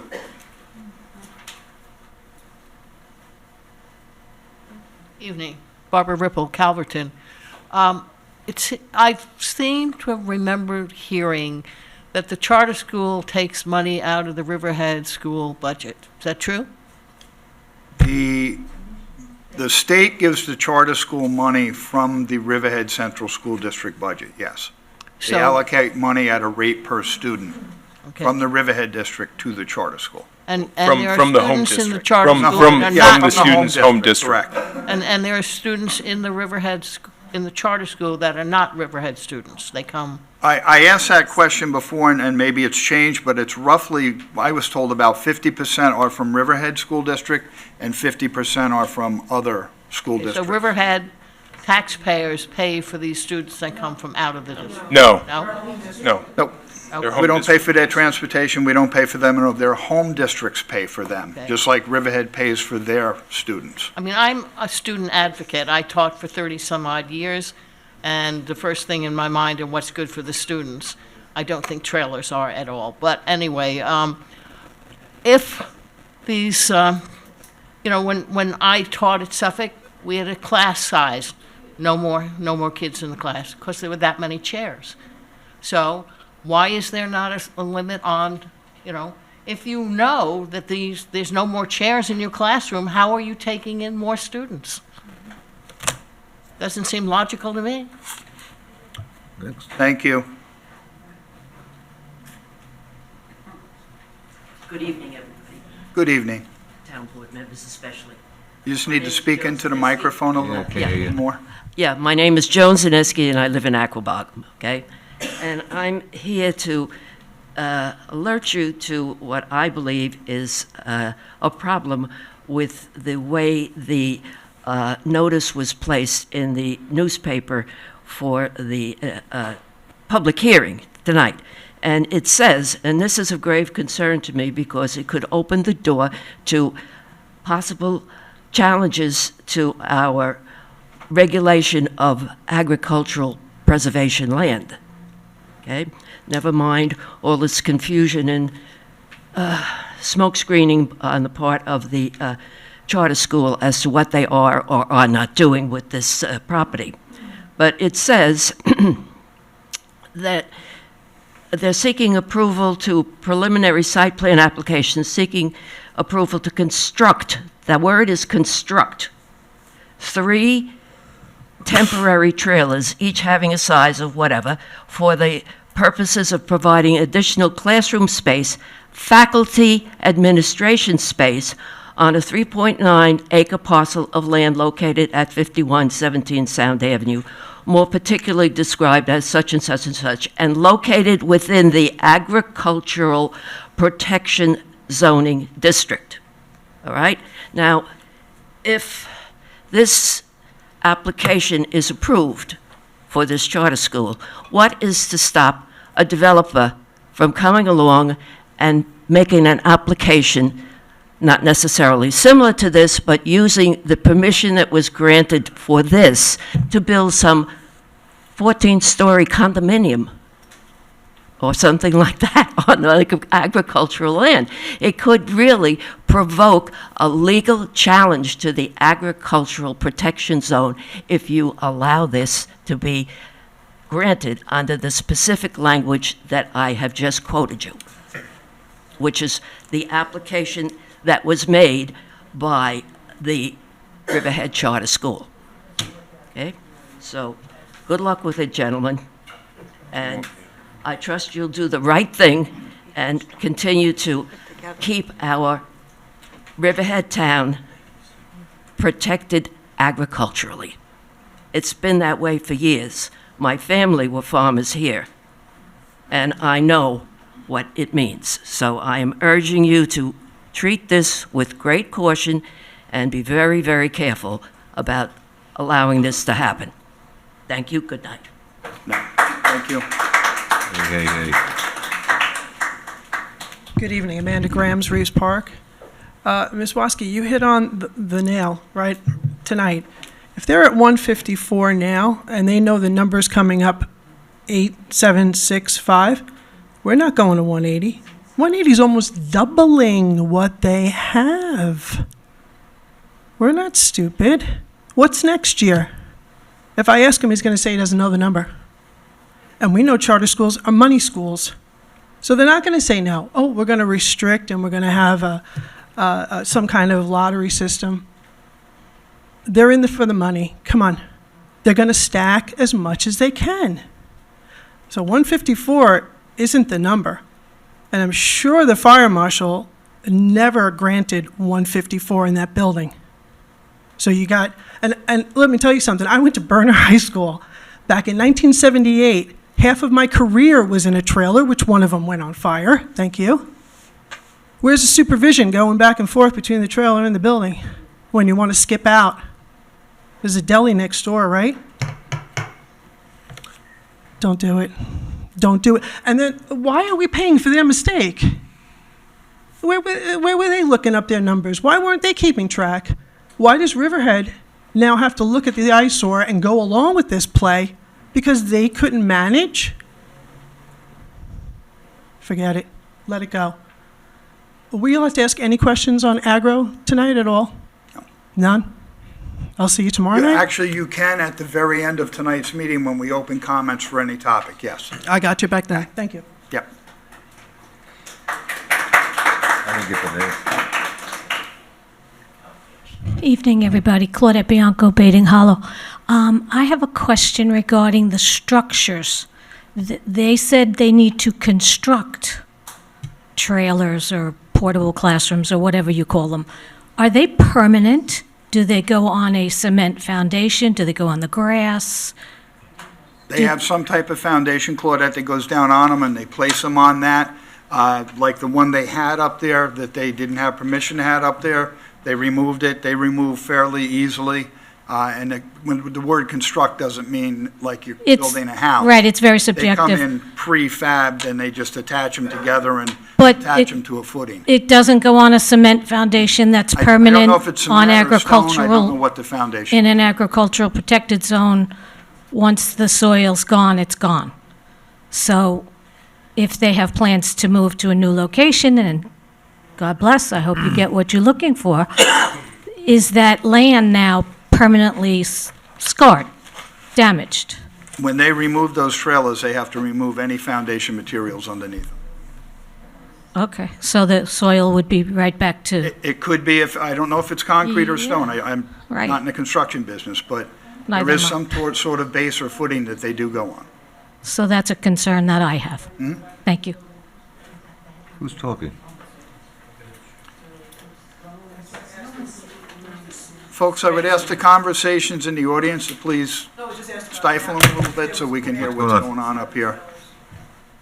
This is information that I'd like the board members to see. My wife talked to you earlier. You should always ask to approach before you walk up there like that, Oh, bro. I'm sorry. Do me a favor. Thank you. You want the board to get this? Yes, please. Okay. Thank you. Debbie and Peter Conrad from Aquabog. Members of the board, thank you for this opportunity to speak. Some of what I'm saying might be a little bit redundant. Some, maybe the questions have been slightly answered, but I'm going to run through it anyway. I won't take up much time. It is my understanding that the Riverhead Charter School's application for trailers is because they claim to have outgrown their current facilities. I have a few issues that I would like you to consider while deciding on this special permit. The school administration has stated these trailers are temporary. I don't particularly think 6 years is temporary. The charter school administration hasn't provided residents with any updates regarding the progress in obtaining a new property on which to build their school, except for what we heard tonight. This forces me to believe that they have no viable options, and the ability to find a new location, get permits, and build within 6 years may be unrealistic. Has the charter school administration's claim that enrollment exceeds the school's capacity been verified? Or is this a want, not a need? At the town board work session on May 9th, the charter school administration stated that they are not experiencing attrition at the high school level. I have provided you with a chart using the most current data from the New York State Education Department. Historical enrollment is on the left, and projected enrollment without any attrition is on the right in yellow. Without including any attrition, based on the estimated enrollments of 23-24, the high school would have an increase of 163 students in 3 short years. That would more than double their current enrollment. The charter school administration has stated they expect to need the trailers until their lease expires in 6 years, during which time enrollment would increase by 238 students with no attrition. I fail to see how the addition of 2 portable classrooms will address these enrollment issues. Parking requirements for the permit application were based on 154 students. Is there adequate space to provide additional parking to meet town code of 1 parking space per 3 student seats as enrollment increases? A previous proposal had requested removing the front grassy area for parking, which was considered unacceptable. Who within the town will monitor increased parking requirements? The charter school has set up the town board to be held responsible if they are forced to limit high school enrollment, instead of taking responsibility themselves for poor planning. At the work session, charter school administration said the focus needs to be the kids. The first responsibility to focus on the kids lies with the school, and in my opinion, they have failed in that respect by allowing enrollment to grow too rapidly without having facilities. I feel the school is trying to guilt the board into making a decision to bail them out. School administration has also stated they are not welcome at the Sound Avenue location.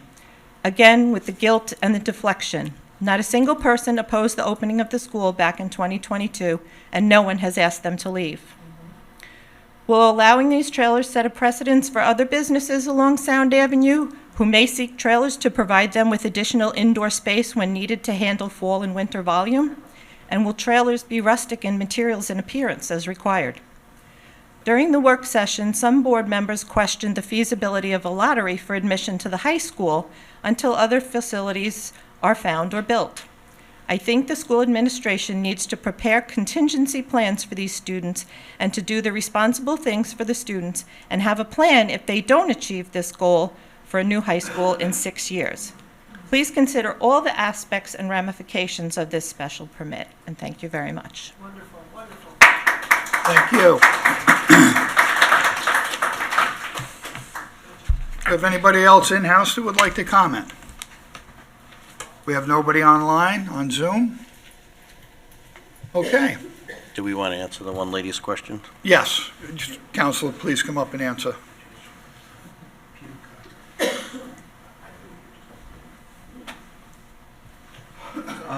So in each classroom, she was asking the maximum number of students in each classroom, it'd be 25. That would be the whole facility. That's their ideal number. They've taken measures by moving staff into hallways and things like that to create more rooms to provide classrooms for kids, but 25 would be the max. In terms of the funding of the charter school, as you guys correctly noted, the student's home district provides the funding. The charter school gets 80% of that money. The school district retains 20%. So the school district still retains 20% of the money that they can apply towards their students without having to educate the ones that are now going to the charter school.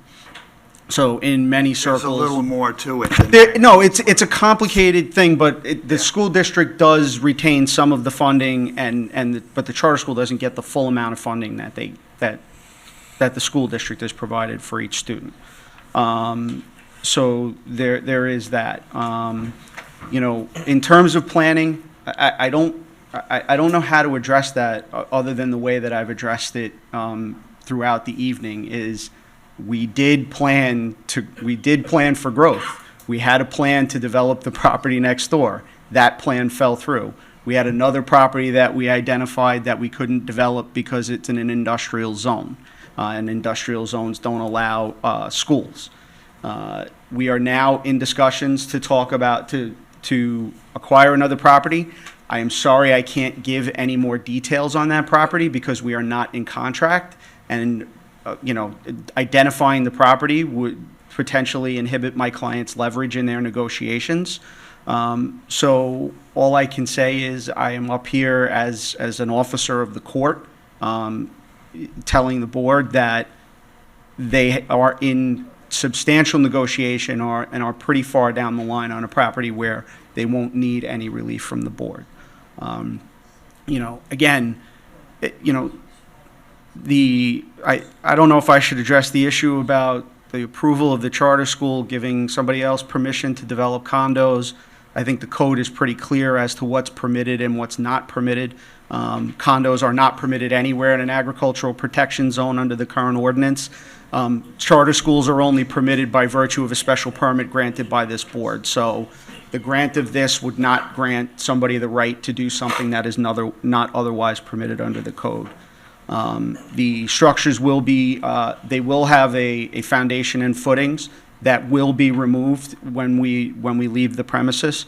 I cannot be clear enough that my client has to leave this property. My client wants to leave this property.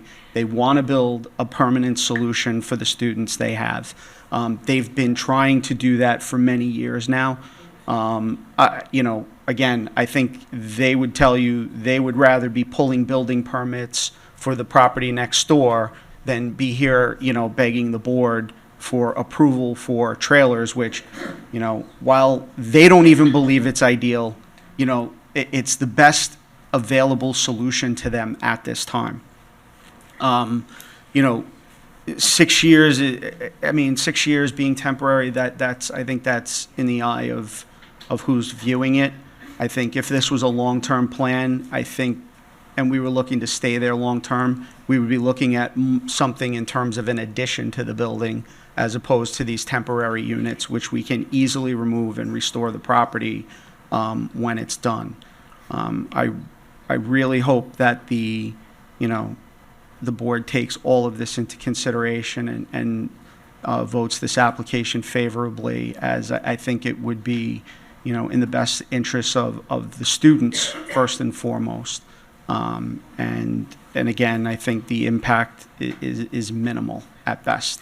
And again, we're willing to agree to a term of years. If the board wants to grant us a 1-year approval and we have to come back and tell you where we're at and show you, what our numbers are, we are open to doing that. We are happy to agree to that condition. So with that, if the board has any further questions, be happy to address them. Counsel, I have just one.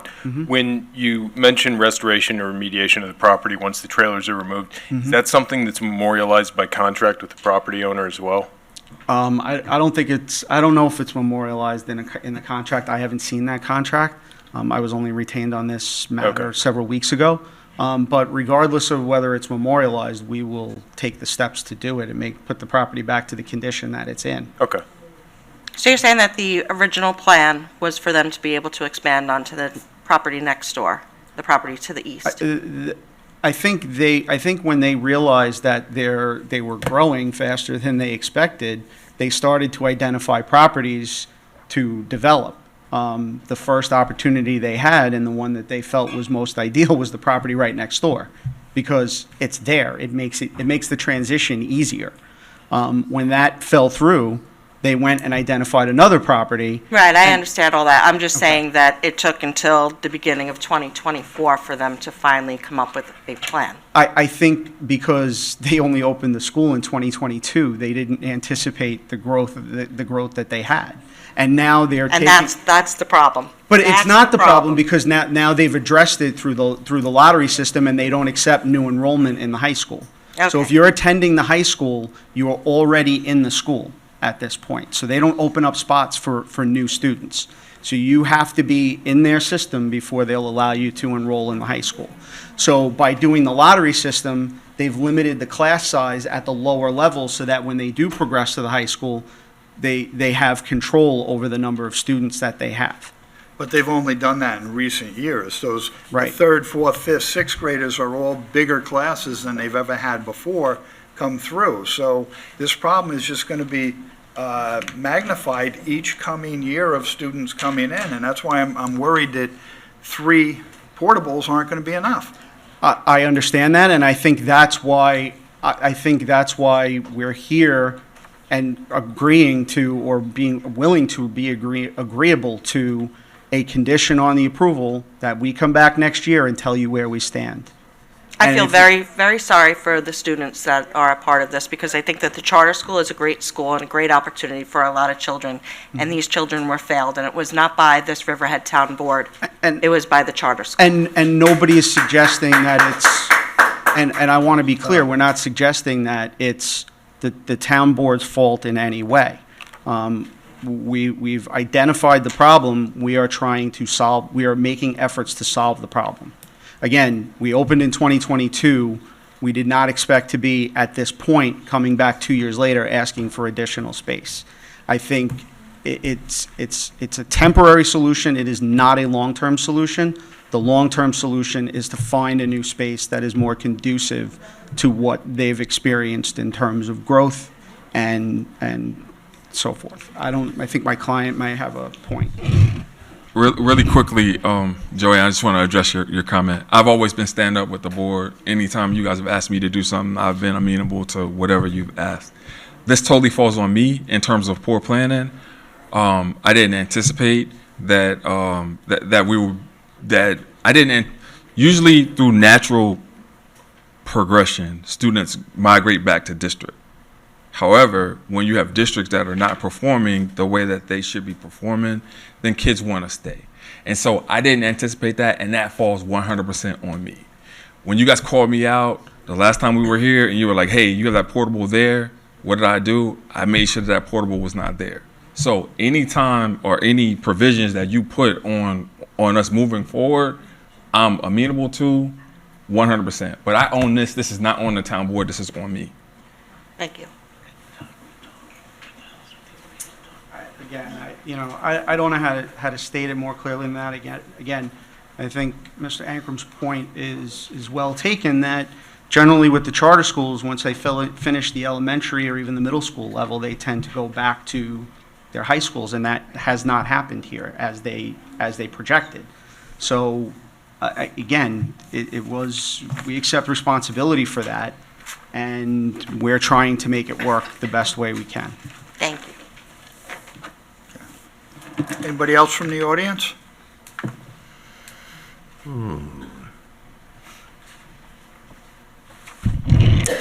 I have to take exception to what Dr. Ankram just said about the progression of the children not going back to their poor-performing schools. Perhaps they should have limited the enrollment of the school that's been there for years, knowing that those kids were going to progress to the next grade level and that you were ultimately going to have a space problem. It's not hard to figure. But to denigrate the public school system is not the answer. Thank you, Claudette. Anybody online? Okay.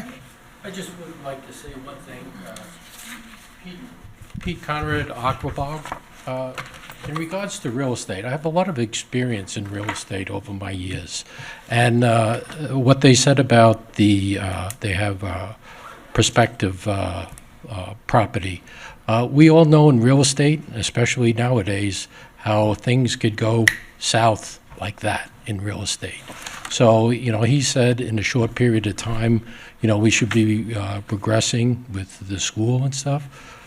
There's no guarantees unless you have a signed contract, whether it's going to happen or not. So, within 3 years, as they stated, they have no contract. They don't want to talk about the property that they're purchasing. So how do we even know what's going to happen? So that 3 years could be 6 years. So just take that into consideration in this day and age with real estate and the way the market is right now, how things just could go south in a heartbeat. Thank you. Thank you. Okay, we're going to close the public hearing tonight, and we're going to keep it open for written comment for 10 days, which will be till August 30th. 10 days for written comment till August 30th. All right, moving on. We are now down to comments on resolutions. We will now take comments on any resolution that is on tonight's packet. Do we have anybody who would like to comment on tonight's resolutions?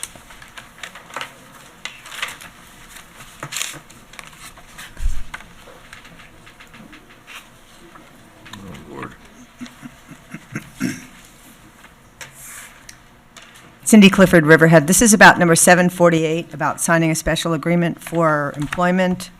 I just had two questions. The first thing is, it appears this is for someone to do public relations. And I get the Indeed listings from Riverhead, anytime a job ever shows up, and there was never a listing for it. So I wonder about that. But then also, I wonder about paying someone who already has another full-time job $10,000 to do this part-time job when you have someone extremely capable and extremely well-qualified with loads of experience working now full-time for the town. Like, I would have liked to see her get that money and do the work, because she does, like, stellar work. So I just wanted to say, I was, confused that you'd be pulling somebody else in to do it when you have someone in-house who could do it. And also, $75 an hour? Like, why didn't that get on Indeed? Thank you. That's coming out of the supervisor's budget out of my office, and we have a good, what's that? Sir, Supervisor, it's a professional service agreement. Yes. So it's not a formal position with I was the getting to that. No, it doesn't have to be for professional services. I was just disappointed that it wasn't the person who I thought would be. I don't know what person I you're don't know referring what person to. you're referring to either, but This is a new position altogether. All right, well, this is a person with background that we wanted specifically for what we're doing, so, Does he have that experience? yes. Okay, thank you. Yep. Okay. Anybody else? Any matters? No, just on the resolutions. After we're done with the resolutions, then on any matter. Nobody online? Okay, let's go on. Jim, would you please read off the resolutions? Yes, we'll start with Resolution 725. Resolution to amend and correct Resolution 2024-296 Sewer Capital Project Number 20016. So moved. Second. Vote, please. Woski. Yes. Merrifield. Yes. Kern. Yes. Rothwell. Yes. Hubbard. Yes. Resolution is adopted. Resolution 726. Authorization to publish and post public hearing to amend Town Code Chapter 221 to establish Community Preservation Fund, Water Quality Improvement, and Pollution Prevention Committee. So moved. Seconded. Vote, please. Woski. Yes. Merrifield. Yes. Kern. Yes. Rothwell. Yes. Hubbard. Yes. Resolution is adopted. Resolution 727. Adopts a local law to amend Chapter 251 of the Riverhead Town Code entitled Noise, Public Nuisances, and Property Maintenance, Section 7 thereof entitled Variances. So moved. Seconded. Vote, please. Woski. Yes. Merrifield. Yes. Kern. Yes. Rothwell. Yes. Hubbard. Yes. Resolution is adopted. Resolution 728. Adopts a local law to amend Chapter 301 of the Riverhead Town Code entitled Zoning and Land Development, Section 240 thereof entitled Bed and Breakfast Facilities. So moved. Seconded. Vote, please. Woski. Yes. Merrifield. Yes. Kern. Yes. Rothwell. Yes. Hubbard. Yes. Resolution is adopted. Resolution 729.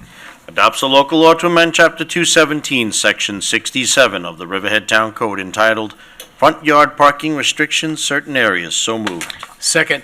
Vote, please. Woski. Yes. Merrifield. Yes. Kern. Yes. Rothwell. Yes. Hubbard. Yes. Resolution is adopted. Resolution 730. Appoints chairman of the Town of Riverhead Emerging Technology Committee. So moved. Seconded. Vote, please.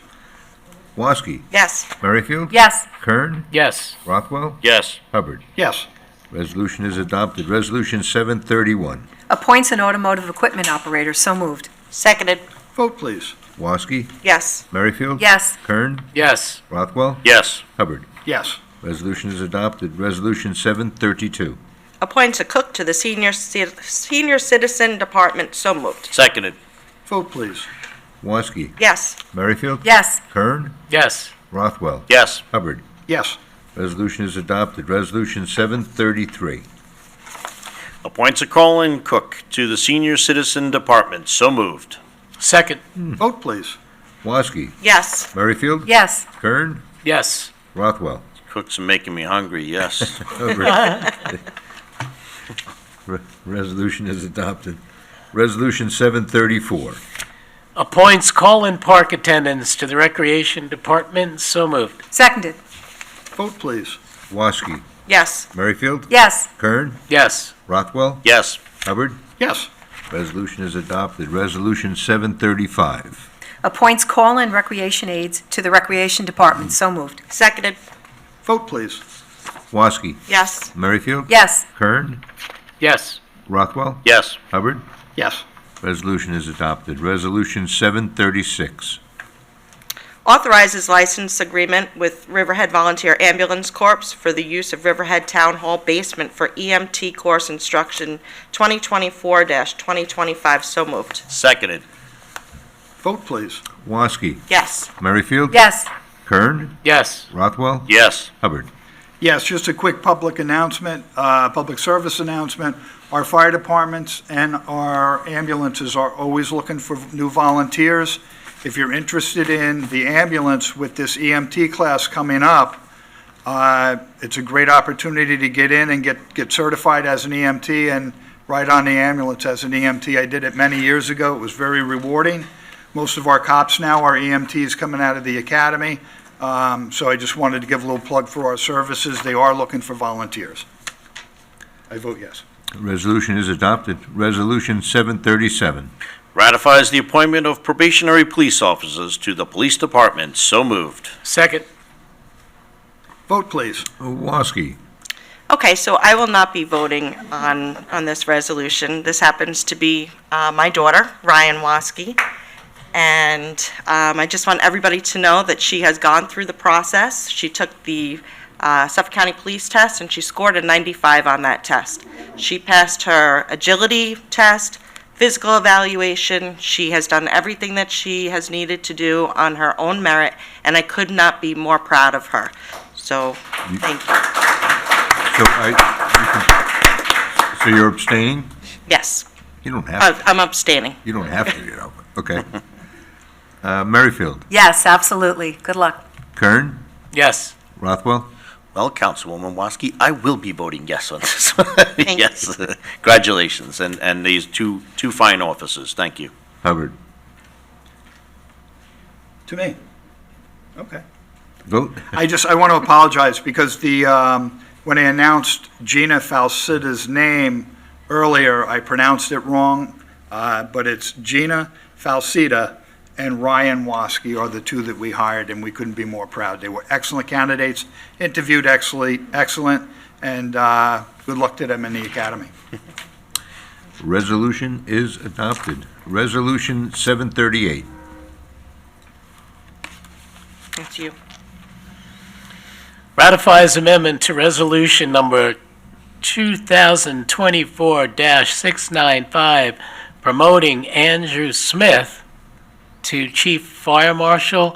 I just have to say, he is an amazing addition to the Fire Marshal Department and to the citizens of Riverhead. So moved. Seconded. Vote, please. Woski, I echo what Bob said. Yes. Merrifield, Yes. Kern, Yes. Rothwell.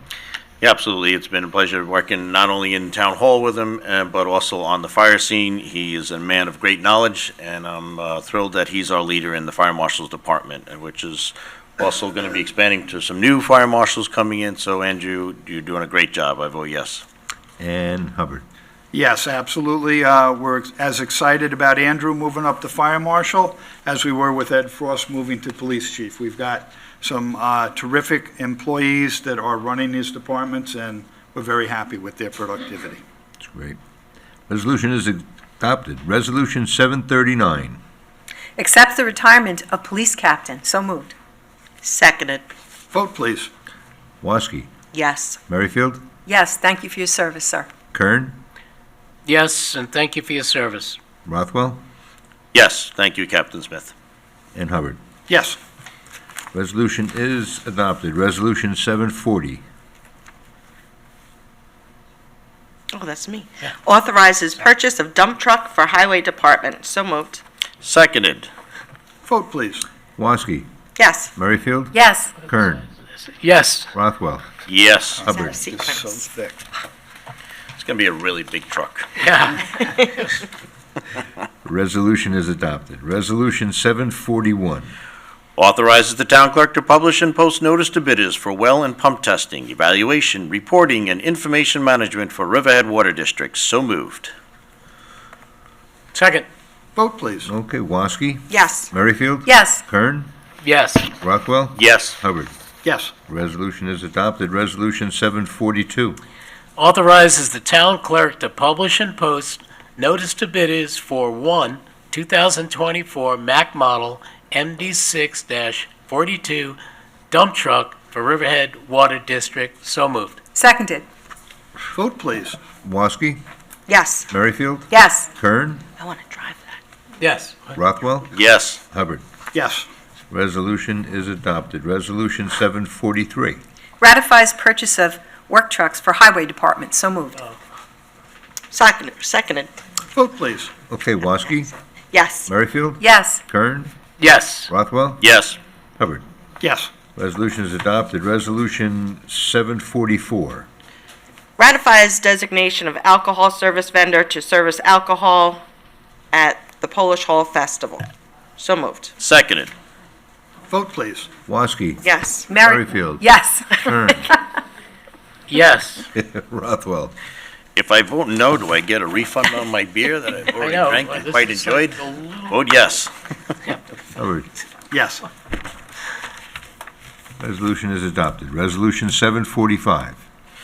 Rescinds Resolution 2024-368, Townscape Blues by the River, Chapter 255, Special Event Application. So moved. Second. Vote, please. Woski, Yes. Merrifield, Yes. Kern, Yes. Rothwell, Yes. Hubbard. Yes. Resolution is adopted. Resolution 746. Approves fireworks application for Baiting Hollow Club, September 1st, 2024. So moved. Seconded.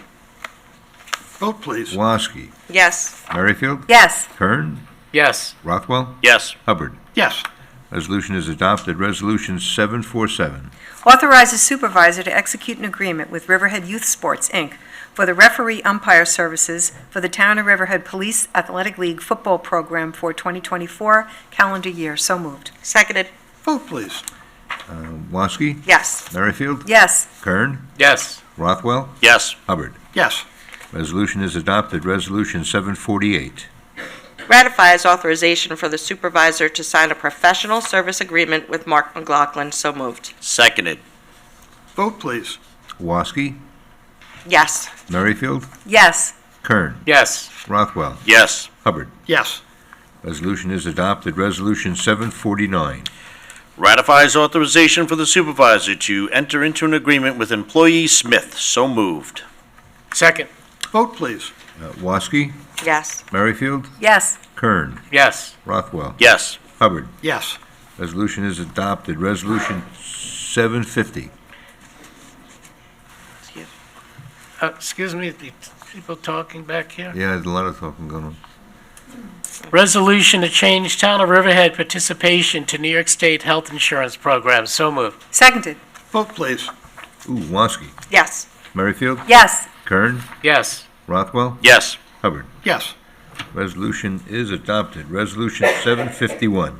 Authorizes the removal of all litter, garbage, refuse, rubbish upon the premises known as 271 Hubbard Avenue, Riverhead, New York, Suffolk County Tax Map 0600-112.00-01.00 to 28.000 pursuant to the Riverhead Town Code, Chapter 251. So moved. Seconded. Vote, please. Woski, Yes. Merrifield, Yes. Kern, Yes. Rothwell, Yes. Hubbard. Yes. Resolution is adopted. Resolution 752. Acceptance of donations, so moved. Seconded. Vote, please. Woski, Yes, thank you very much, Ms. Lang. Merrifield, Yes, thank you. Kern, Yes. Rothwell, Yes, thank you. Hubbard. Thank you, Mrs. Lang. Yes. Resolution is adopted. Resolution 753. Pays bills, so moved. Second. Vote, please. Woski, Yes. Merrifield, Yes, Kern, Yes. Rothwell, Yes. Hubbard. Yes. Resolution is adopted. Resolution 754.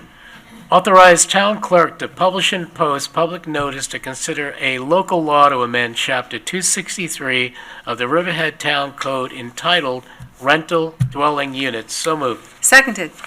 Vote, please.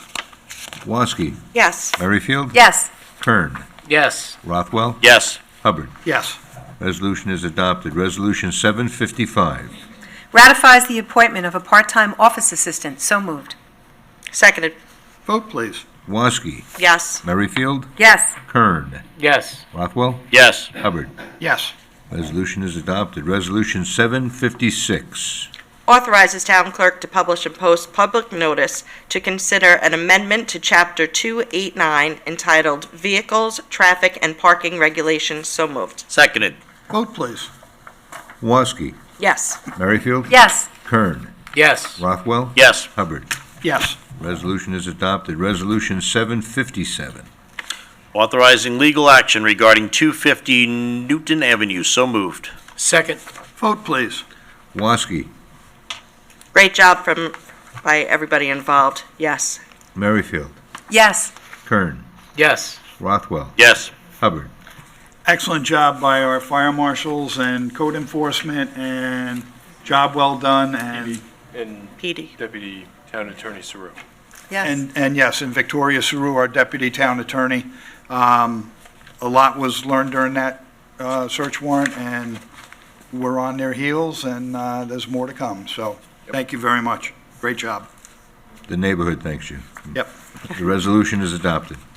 Resolution 759. Approves the submission of a grant to the New York State OPRHP. So moved. Seconded.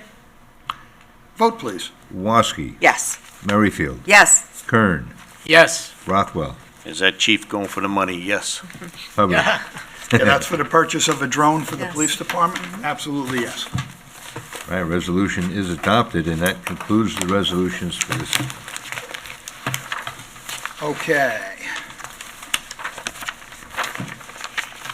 Now we will open the room for open comments from the public. Sorry, Dawn. Open comments from the public on any matter. Good evening again, Linda Nemeth, Calverton. I read a letter from a gentleman who I suppose has submitted a proposal for a solar facility at the Youngs Avenue landfill. I don't know what's complete or anything. I just read the letter that he sent to the town board. That letter then, with that letter, he requested also to have a battery storage facility. I have a couple of questions, and I don't know whether you have answers at this point. My understanding when they did the cap for the landfill was that they were not supposed to ever tap into that cap. They have vents for the gas release, the methane gas, and I don't know how solar is put up there or whether they would have to puncture it or if there's special facilities for that. Also, if a battery storage center is considered there are communities coming all around that whole area that have to be considered.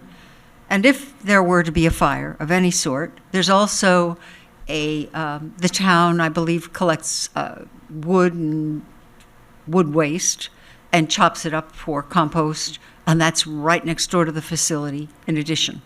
I worry about the fire hazard. I don't know what has been done or what is in progress at this point. So I can answer part of that for you. Okay. The solar panels straddle the cap.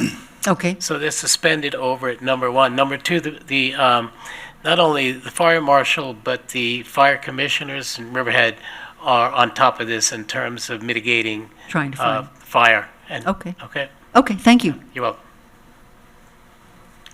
Anybody else? Comments on any matter? Hi again, Amanda Grams, Reeves Park. I can't hear you. What's your name again? Amanda Grams. Quick question. With the ag tourism and the spots that are on Sound Avenue, will they be granted or allowed to build steps down to the beach? I do believe that's part of the plan. There is pre-existing code that protects like the bluffs and access, but the Agri-Tourism code actually tightens that up so that 90% of the bluffs have to be protected and untouched. So it's actually, the Agri-Tourism code is more stringent than the current existing code regarding the bluffs and access. So you're going to tell me that 10% is going to be the steps that they're allowed to go down to the beach? A maximum of 10 steps. Yeah, just like if same distance, if you had 5 houses, Oh, no, you could have I'm not larger debating that. I'm debating population, because if it's 100, 200 room boutique, whatever you want to call it, hotel, that's 400 people going down to the beach. But that's why we tightened the code up so it wouldn't be, it's now protected by 90% of it. So as opposed to prior without this, the pre-existing code allows larger access to the bluffs. I'll just say So it restricts it more. I'll say one final point on that as well. That I don't understand your logic, but if they were homes that were built there in a cluster, several of those homes, as of right, would have the ability to have their own private walkway to the beach. So a hotel would only have one access, as opposed to several homes interfering with the bluff. Just so it's well, clear. I'll piggyback that. So go to Crow's Nest in Reeves Park. You got about 12 homes. Maybe 3 of them have steps that could afford it, or they were washed away, or whatever. And maybe they have 3 or 4 people in the house. You're not talking about overpopulation on the beach, where, as you I'm sure aware of, we have fishermen, debris, garbage, and not to mention some silly people that think that a fold-up boat is capable of holding 4 individuals and their catch, putting our beautiful lifeguards and other aid people in jeopardy. So I don't understand your logic with 90, because you could still go, 200 people could still walk up and down steps. So who's going to clean it? 90% of the area is protected. I'm not talking about a head count of how many people are going to go down or not go down.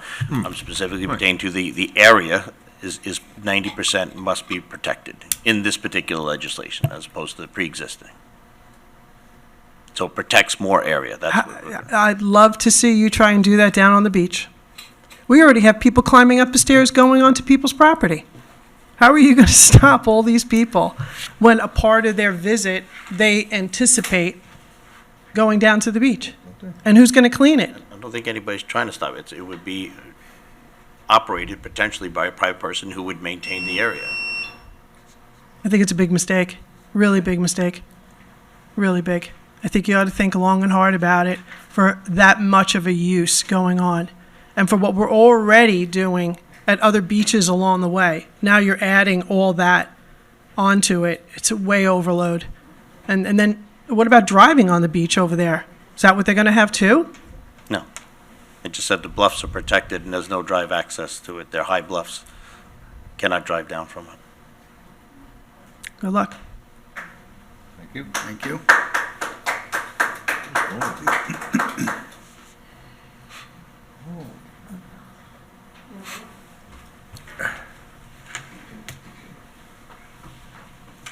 Cindy Clifford. There is rarely a board meeting where one or more of the self-appointed civic stewards of Riverhead aren't in attendance offering input. You could look on us or them like a research department funded by the granting of their time, or your massive volunteer 5-star consulting firm. They come to the podium in the interest of being partners in the governance of Riverhead. They can zero in to add insight and perspective on the more complicated or significant proposals, so you can focus on the day-to-day business. All they ask is respect. But instead, they're all too often patronized, sidestepped, have the input largely overridden, as the board at times appears to be working around rather than with them or us. This comp plan's a perfect example. I can't begin to measure the time any of these people have invested in combing through the pages, analyzing data, studying specifics in order to spotlight the discrepancies, the contradictions, the errors, or suggestions and bringing them to you. You've had hundreds and thousands of dollars of free consulting services from a team of experienced and highly qualified advisors. They should not still be waiting to see what has been altered or added or axed from the comp plan. And now, with no red line version ever shared and with zero notification or publicity, a special meeting is posted on the website just a couple of days in advance. Did nobody think this would seem kind of sneaky?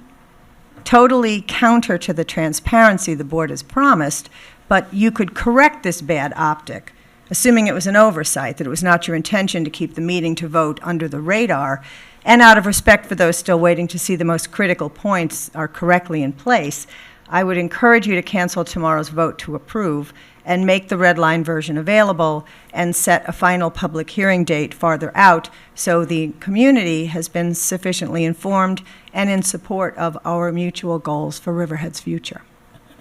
Thank you. The only thing that's not transparent is the statement that you just made, because this has been timelined out from day one.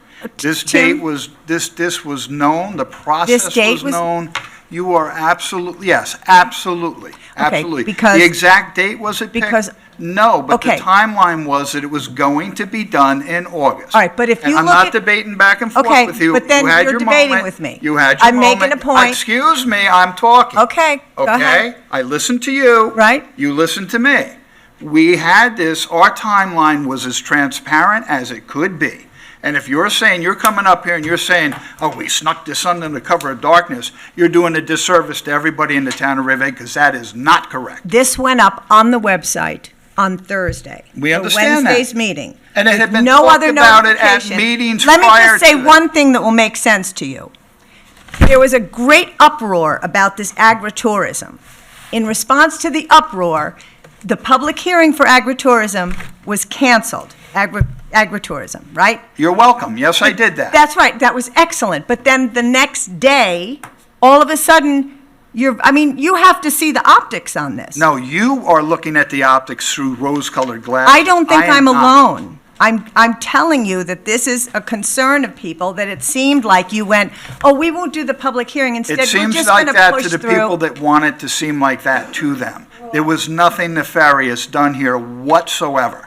And I'm saying perhaps it was not thought out then, Tim. I'm not trying to It attack was you. thought out, and it was stated how this was You going don't to see the happen. optics on this that No, could be I'm sorry, I problematic? don't. I'm sorry, I don't, because Okay. I know the truth behind it. So I don't see the optics. Right. No. But then it's I a don't. mistake, and it was misinterpreted. Right? I'm not here to fight with you. I really want you to understand that all these people, not me, I go through things, but not to the level that any of these other people do. They spend hours and days and weeks As we all looking did at up this here. It's our information. job. We had and to do all that. They asked We for a red understand line what was version that involved never in going appeared. through all that. We understand that. But this has been the timeline all along. There's nothing new or nothing just popped up to shock and surprise anybody. Absolutely not And the why case, wasn't it and couldn't made be more further. public? I'm sorry? Then why wasn't it made more public? It That was you were made going to have public this at vote. every meeting that we had. We said this was going to happen. Tomorrow's meeting, the first notice of it was last Thursday. I'm Of just when saying the that. exact date was. It could Exactly, have the been Friday. exact It could date have when been people Monday. wanna It was prepare. coming in the timeline during the month of This is August. what I'm talking about, though, how sometimes, this feels to me really If you dismissive. were on top of your game, Cindy, you would have known that this meeting was coming. You would have known the exact date. I wouldn't have known the but you- date. I knew the meeting was eventually coming. I didn't know the exact date. Okay. That's what I'm talking about. Because people like to have their input and not be dismissed and not be ignored and not be argued with. I'm not here to argue This with you. comp plan I'm had just more pointing this input out. than any comp plan in prior has had, to my knowledge. And my knowledge only goes back to the 2003 Right. comp plan. And the There red was line plenty issue, the of red public line edition opportunity. still was Plenty. never handed to any of these people to see if any of the suggestions they make made the final. There's no way to compare it. It's 194 pages. They're not going to go through page for page and go, well, let me see, what did it say before and what is it now? It would have been a courtesy for the work they put in and the effort they put in and the input that they gave to you for nothing. Like I said, like free consulting Well, work. the input they gave wasn't for naught, and if you say that, you're doing a disservice to the people And that I'm worked sorry on you it, feel so. like you have to argue with me, but thanks for your time. Well, when you're wrong, you're wrong, and you need to. Supervisor, I think Greg can probably help clear this up. I'm sorry? I think Mr. Bergman can probably help clear this up. So, Greg, the final GEIS is posted online about 2 weeks ago, correct? That's correct. So the board accepted the FGEIS on August 6th. It was posted to the Town of Riverhead Comprehensive Plan Update.com website, which has been the town's website for the duration of this process. The second section in that FGEIS is called Changes to the Proposed Plan, and it contains a red line version. It calls out specific pages from that draft comp plan that we saw. It calls out specific pages, red lines, those changes that were going to be made. The document that is available on the town's website right now for consideration for the board tomorrow, it issues a finding statement. The attachments in that packet are a clean copy of the finding statement and a copy of the proposed final plan, which will include those red line changes, which again were sort of discussed at a work session in an abbreviated form. After that was adopted and accepted, it was made available to the public, so it's now been available to the public for in excess of 10 days. Now, the board, by secret timeframes, they have to wait 10 days after the adoption of the FGEIS to issue a finding statement. We are now, I think it'll be at about 15 or 16 days. We have a hard cap at 30 days, and I spoke with Councilor Howard about this. That would have basically put us, if we were to kind of stick to that guideline of 30 days, the adoption would have had to happen at the board's September, I believe it's a September 4th meeting, which I believe would have been the 29th day.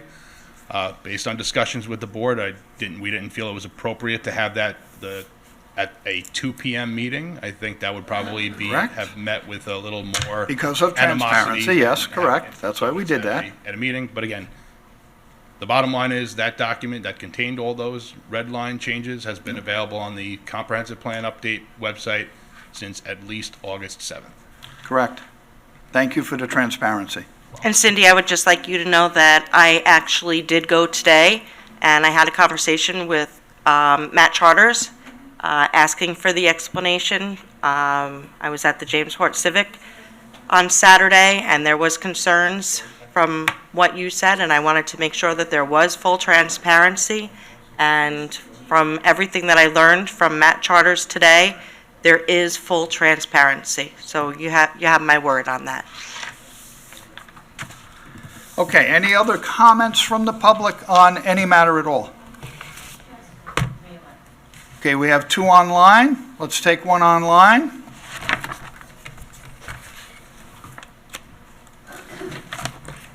Ma'am, we have one coming from Zoom right now, so it'll just be a minute or 2 or 5.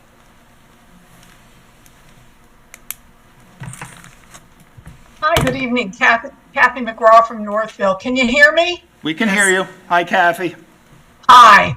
I'd like to first thank you for that piece on the Griffing hardware. As a kid, I used to visit Alice and Tim Griffing at their cottage. And Griffing hardware is a treasure in Riverhead. And that was really nice to see. Thank you. You're welcome. Thank you. I'd also like to start off with another thanks for canceling the public hearing on the resort zoning and scheduling a forum on September 18th. I know my voice and that of others over the past couple of months asking you to hit pause on this zoning change so as to look at alternative ways to preserve agricultural land it did fall on deaf ears. In fact, at one town board meeting, Supervisor, you polled all the board members as to whether they wanted to take a pause, and they all answered no. So I'm really heartened to see that once a full-scale campaign was launched to challenge the zoning change, you heeded the call to take a further look. Thank you. Well, I thank the Now I residents, just hope- Kathy, for piping in and piping up on it, because that's what they need to do, and we do listen to what they say, and that's This is a perfect example of that. So now I'm just hoping sentiment from those will continue to guide you all on this issue. You've lately been slammed with input from two different sources. First, the folks who live here, the people you work for. And second, from Wiseman Real Estate, the developer, who doesn't live here, but wants to make lots of money, charging $1,200 a night for a room at the luxury resort they hope to build. In the last couple of weeks, Wiseman has launched a full-court press. We actually know of two efforts, but there may be others that we're unaware of. First is they submitted to this town board. It's in the record today, 670 signatures. These signatures were collected in 3 days in Riverhead, but all we know is that Wiseman sent out what they described young people. Who knows how old they were, if they were paid, what they knew about the zoning change, and what they may have said to the people they talked to. The one thing we do know is the petition they handed people to sign nowhere contained the words resort or hotel.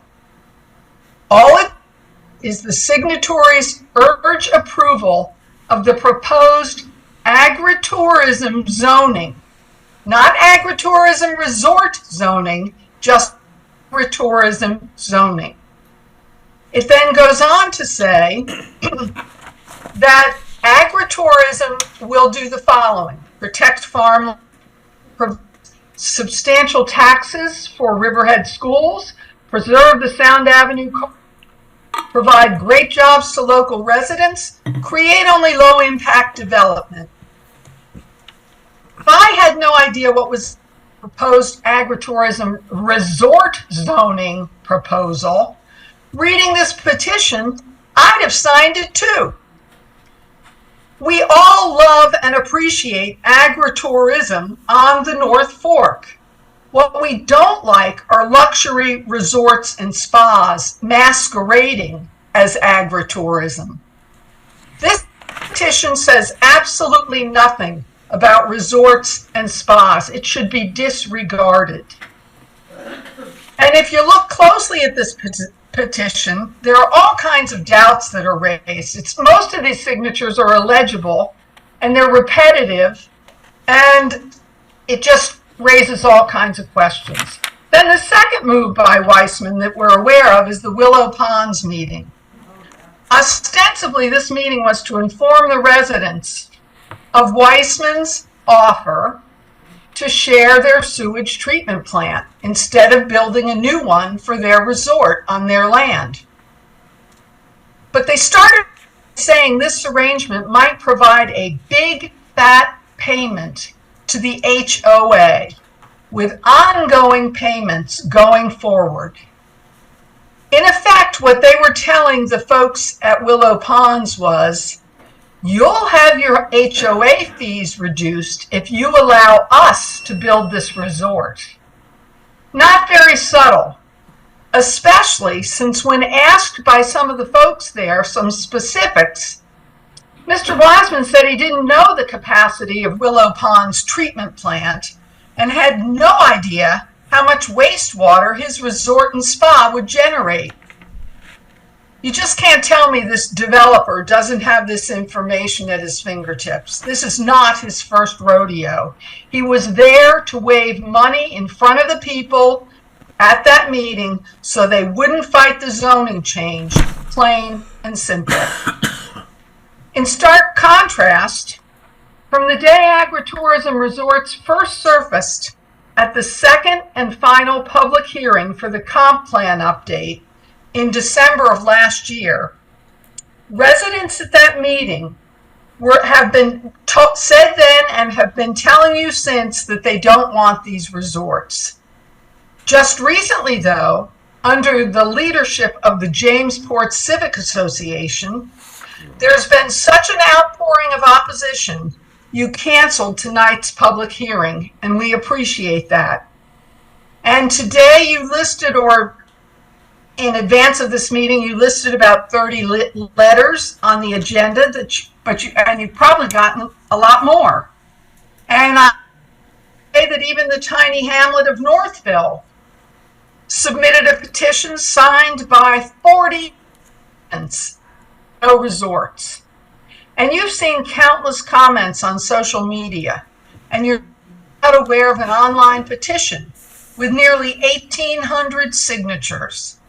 And those people who signed that petition had before them in writing concrete information about the zoning change that the Jamesport Civic provided. You can see it for yourselves online. As for the Weissman petition, nobody knows what those folks who signed were told, aside from what's written on the petitions, and we can all see those petitions don't mention resorts. In closing, I urge you not to pray a PR campaign of the developer, who has been hard, and as you know, spending lots of money on consultants to help this town with this new zoning code. Instead, I ask you to listen to your constituents, the people who elected you. Tax the very best of what this town has to offer. Riverhead already enjoys an incredible influx of visitors who come for the beautiful Sound corridor and also to enjoy real agri-tourism attractions that this town already has. You're probably going to adopt the new comp plan tomorrow. But before you do, please remove agri-tourism resorts from that document. The people of Riverhead don't want them. So just put aside this crazy idea, put it to rest, and strike it from the plan. Thank you very much for listening to me. Thank you, Kathy. Yes, ma'am. Good evening, council members, and town supervisor. I'm Joan Sear. I live in Jamesport, and I'm representing the Greater Jamesport Civic Association today. And I would like to deliver to the town board for the record a petition so far that we have issued related to the proposed agritourism resort zoning. We collected a total of 1,800 signatures as of 4 p.m. today. In this packet, you will see 765 from residents in the town of Riverhead, and I realize those are the ones you most care about because they vote for you. 298 from North Fork residents and residents of the North Shore area, such as Miller Place, Rocky Point, who would be affected if resorts go in. Another 287 from other areas of Long Island, and 211 from New York City and surrounding areas, people who either come out here on vacation or, for the day trippers, as we like to call them, or who own vacation homes. I have removed the remaining 200 plus signatures from people from out of state, although I suspect some of those Floridians may also own homes here. This is, would Mr. Wooten like to come and take this for the record? Sure. Oh, you expect me to deliver it? Thanks, okay. Thanks for making that clear. I think that that's just one sliver of evidence that the residents are speaking up. And previously, members of the town board and the town supervisor have said that the people must want this because you're not hearing from them. Well, you're hearing from them. They don't want hotels and resorts on Sound Avenue. We believe this issue impacts people beyond just our town. It directly affects the North Fork and North Shore residents, and it will affect all of Long Islanders who come to enjoy our beautiful area and experience Long Island's family farm heritage. This is the last remaining rural farming community on Long Island. My grandparents were farmers. My grandmother was born on a farm in Jamaica, Queens. It's gone. My father was born on a farm in Melville. Gone. Don't do the same to this area. You think that agritourism resorts are the best way to preserve this land, and it's not. Let's put smarter people together and come up with a solution. A developer should not be your partner in coming up with this solution. There are so many holes in that proposed zoning. I've read it, I've studied it, I've picked it apart, I've talked to experts. For example, Councilman Rothwell, when you said there are only 10% access to the beach. Now, is that calculated on 10% of a linear foot across the top of the property line, or 10% of the total square area of the bluff surface? It's 10% going the full distance. So you're saying the just linear. frontage. So Yeah. they might disturb 10% across the top, but they could have a zigzaggy stairway with landings No. that disturbs much more, because the code does not specify 10% of the total surface area of the bluff.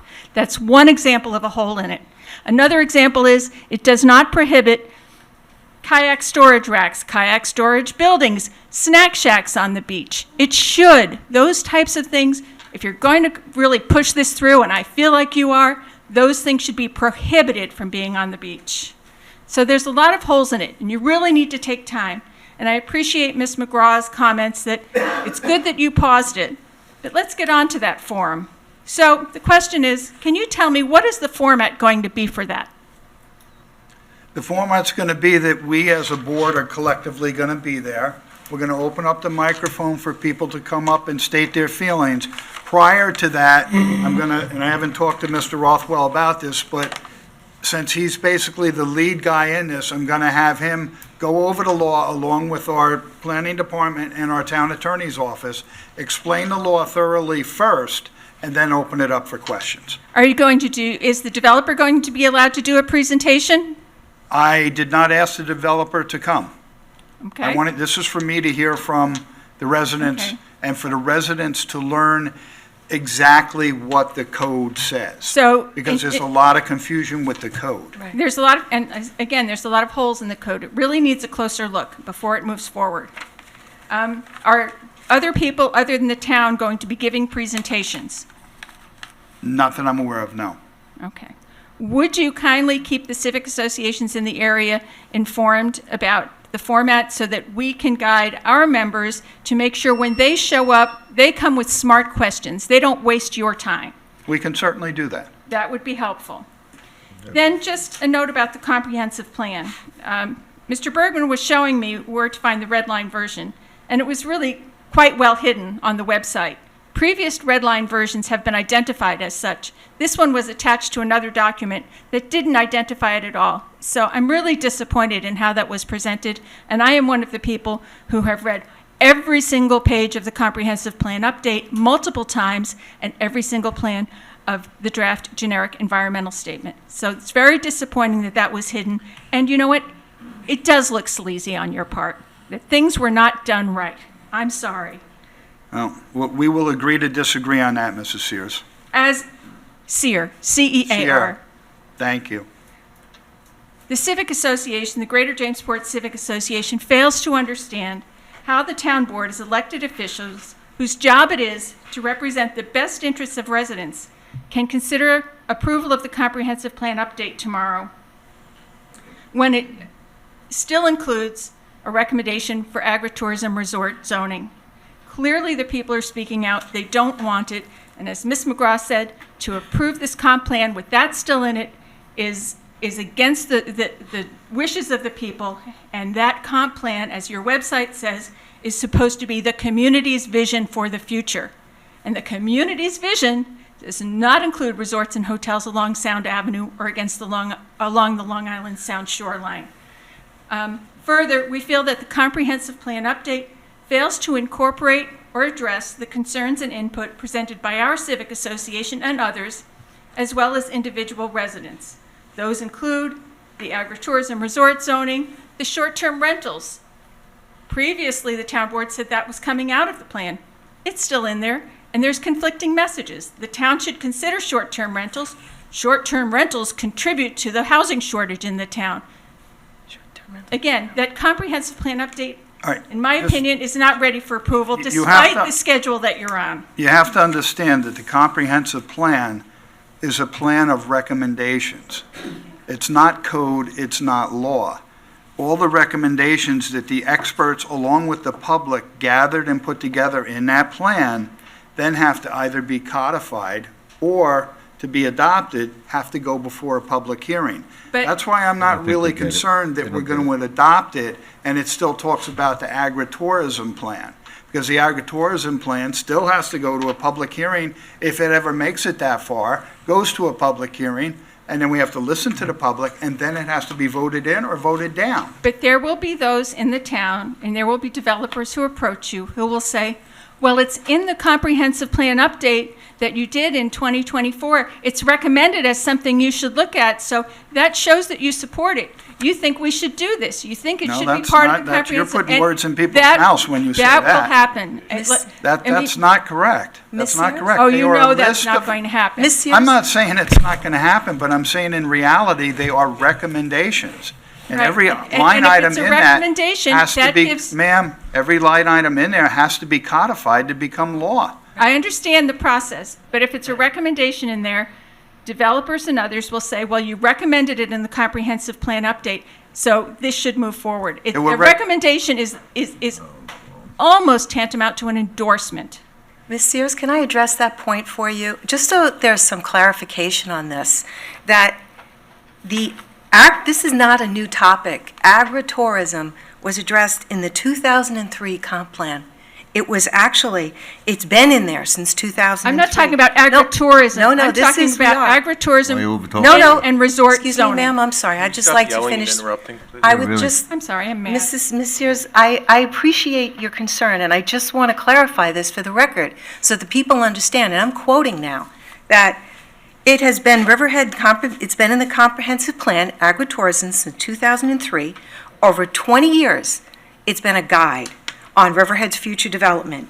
In 2003, the comp plan stated they recommended and encouraged, as part of agritourism, resorts, spas, banquet facilities, and picturesque cities throughout Riverhead, and I quote, particularly adjacent to waterfront areas, open space preserves, or popular recreation attractions like beaches, marinas, hiking trails, or equestrian facilities. So all I'm telling you is that this is nothing new.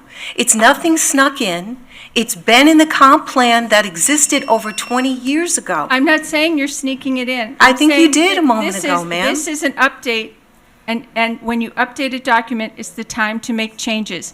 Just because something has been done one way all along doesn't mean you don't look for a better way to do things. I Now is an understand that. opportunity to make Riverhead better. I understand that. I just wanted to clarify the point that it has been around in the prior comp plan for over 20 years. But it's nothing new. But again, we Okay, that's all I wish that wanted you to would say. not approve the comprehensive plan update as it is, because it contains many things that are, we believe, not in the best interest of the town of Riverhead, including agri-tourism, inn and resort zoning proposals, and short-term rentals, which remain in there, even though you had said they were coming out. Thank you. Appreciate Thank the you. opportunity to speak.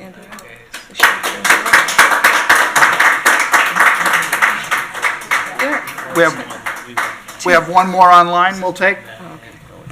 Yeah, okay, because I just checked that with Greg before it's out. Short-term rentals.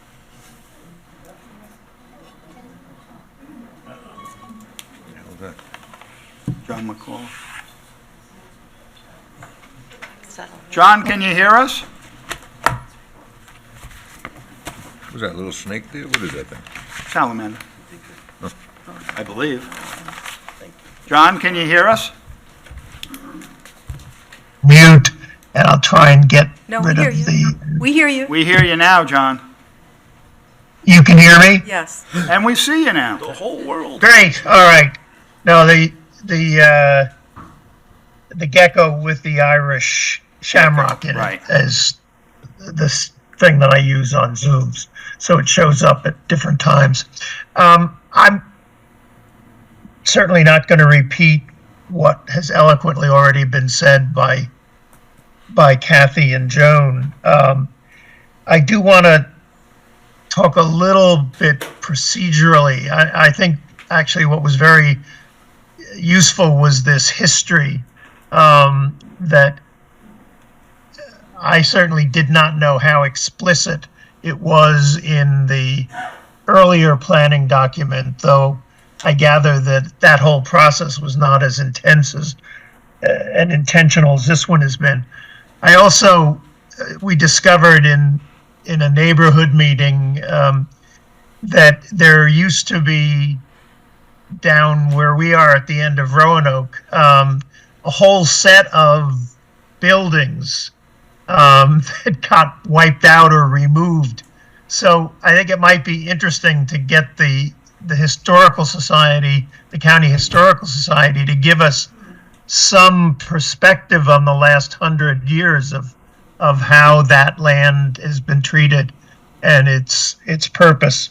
But I want to say, in terms of where we are right now, that it would, I guess I would say you have two paths that might be helpful in terms of your relations with a lot of your community. One would be to, as Kathy said, simply remove all of the references to agro-tourism from the current document. And I'd argue that in terms of how it got into the document. I mean, I was at the neighborhood meeting up that way and the Riley Avenue one, and it certainly never came up in those meetings. I'm told that there was no discussion in the Central Advisory Committee of this. The first time, as Kathy said, that it shows up is on this December 13th, 2023 meeting. And the reaction, people writing the notes on the board and speaking, was overwhelmingly negative to it. So it's very unclear to me how it shows up and with whose endorsement, whose sponsorship it shows up in the comprehensive plan. And I think the forensics of that probably ought to be discussed. So I would say the simplest, the cleanest thing may be there's two options. One is just to withdraw all of the references to ag tourism and wait until after we have that hearing, or first have the discussion and then have the hearing that it will potentially lead to. So that'd be one way to proceed if you insist on going ahead with it tomorrow. But the other is that you might want to overnight and in the morning reconsider tomorrow. If the reason for doing it, this calendar of the 30 days, from one of the things that Mr. Howard said, it sounded like these calendars may have some flexibility, but if you're locked in, I would say, relatively speaking, giving people the extra time to find these documents and think about them and talk about them, and also that's a reason to shift over to the September 4th date. But certainly, and if it has to be in the daytime, better in the daytime than to do it with only the 6-day notice and the not hidden but hard to find documentation. So I think that is one of your options, is to take all of it out or to postpone. The second is to postpone it till the 4th. If you can change the 4th, I mean, you've moved the meetings around between daytime and evening, and they've not always been alternating. If you could make the 4th an evening meeting, then that would be the other way of doing it. But I think in any case, there shouldn't be the inclusion of ag tourism language, given its history. It should not be in the comprehensive plan until after you've had at least this forum where you really get a chance to listen to people and get as much expertise out there as possible. And as I say, I'd involve the Historical Society maybe for some expertise that none of us have. Thank you, John.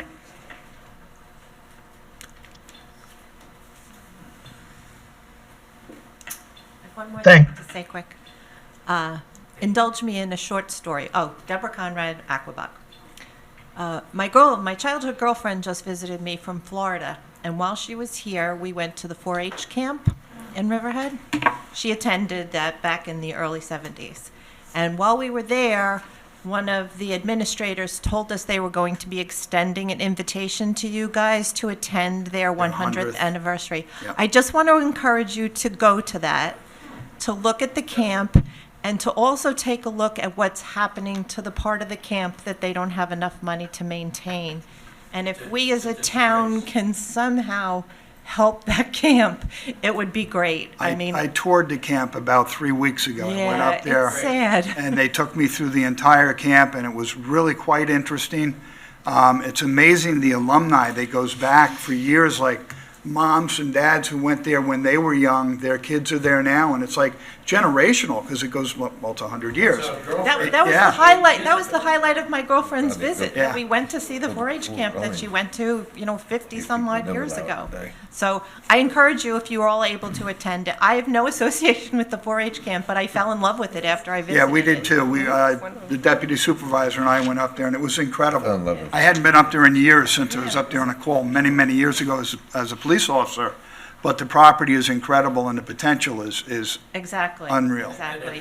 And It's helped so many kids. Right. I mean, they told me the kids are unplugged the whole time they're there. Oh, yeah, there's no And they love phones. it. There's- yeah, They love yeah. being unplugged. Right. So, anyway, I just wanted to bring it up. to Thank you. encourage A great point. I'm glad you brought it It up. just broke us heart. Yeah. The east campus there is in shambles. Yeah. Houses falling down and stuff. It's such a shame. It is, it is. So hopefully we can, part of that 100-year celebration too is to alert and make awareness of the camp and the needs that it has, and also looking for political monies and stuff from our representatives that can get funding to them for that site, so. Yeah, and Mr. Supervisor, I would also say that I've had a handful of conversations with Mr. Sandor, the executive director there, and have expressed to him that, to the extent that the town is able, we would be willing to help them secure whatever that funding is, if they need letters of recommendation assistance. Right. It's sad, Yeah. but like I said, We're keeping our fingers crossed on that one. on our radar. Right. COVID really hurt them. That's when things really took a down. Yes, because they lost their horses. And Yeah. Yeah, that really hurt them. And it's a Nassau County camp, by the way. Oh, is it? Yeah. Suffolk County's 4-H is in Peconic. That is Nassau County 4-H. It would be such a shame to see the property end up being sold because it can't be supported. Well, yeah, and then think of the number of houses that could be put on that property up there. We don't want that either. It's a beautiful, beautiful piece of property. So, thank you for bringing that up. Appreciate it. Thank you. Barbara, did you want to come up? Thank you. Good evening, members of the board, ladies and gentlemen. Barbara Blass, James Whitney. We do have a lot of Barbara, bring the mic we down. do have a lot of treasures in the Got town. a lot of people watching from home. Okay, all right, here we go. I realize the Agri-Tourism Amendment is still a work in progress, and another version may or may not emerge after you have the public forum, but frankly, I hope it dies on the vine, personal opinion. However, should you forge ahead with an amendment to provide for agritourism resorts, please keep the following in mind. New York State Seeker Guidance Document for Local Officials, which I emailed you last month, contains the following relevant questions and answers illustrating how such an amendment must be analyzed under seeker. It starts on page 11. The question, are there differences for seeker purposes between a zoning change sought by a project sponsor and one initiated by the municipality? In this case, you're the municipality and you're initiating this amendment. Answer. When a zoning change is initiated by the municipality on its own recommendation or at the request of residents, but no specific development project is planned, the rezoning itself is the whole action and is classified as a direct action of local government. Question. When a zoning change is a direct action and no physical changes or projects are proposed, what should be considered in the seeker review? Answer. The seeker review should consider the relative impacts based upon the proposed changes. In other words, the analysis should compare the relative impacts of land use and development based upon the existing zoning and the proposed zoning. For example, the rezoning of agricultural land to a commercial use or residential use might significantly affect community character, aesthetics, traffic, stormwater runoff. A municipality should consider the most intensive uses allowed under the proposed zoning to judge potential impacts. Keep in mind that the rezoning itself may be more significant from the standpoint of seeker than the individual permitting of projects, since a zoning change triggers a change in the allowable use of the land and projects that will come in the future. Here's a part that I bolded just because to me it's very significant. The use of a generic EIS is the best seeker tool to analyze rezoning actions for large-scale or significant changes. It's my opinion that should you go that route, the current generic environmental impact statement never did analyze the agritourism. In fact, the definition is still not even in the code. But beyond that, I think it's a very critical time for you to be sort of playing with the seeker rules. And I don't mean that, I just mean you should focus on what the guidelines say as to how to handle this kind of rezoning. It's not just legislation, as we heard. This is legislation, and we're not triggering any shovels in the ground, and individual applicants are not responsible for the environmental reviews, so it's not the applicant that's going to come along and do any kind of other large-scale transportation studies or anything like that. And to the point specifically about the bluff area, I know that they zeroed in, or the code zeroes in on a restriction there, but your comp plan currently, the updated version, makes a recommendation, and I know we've heard, there's existing 219, Chapter 219 that regulates all of that, and it's all in place. The current updated plan makes a recommendation that the town has to revisit that plan because it's not sufficient any longer. The bluff line itself has moved significantly, and while there has been some updates, there's points of inflection, there's new things that you measure from 500 feet from what. Those things, the current plan actually makes the recommendation to you as a town board. Please revisit that. It needs to be updated. So if you were going to put this regulation in place and expect to rely upon an outdated 219, that wouldn't be advisable either. Thank you very much. Thank you, Margaret.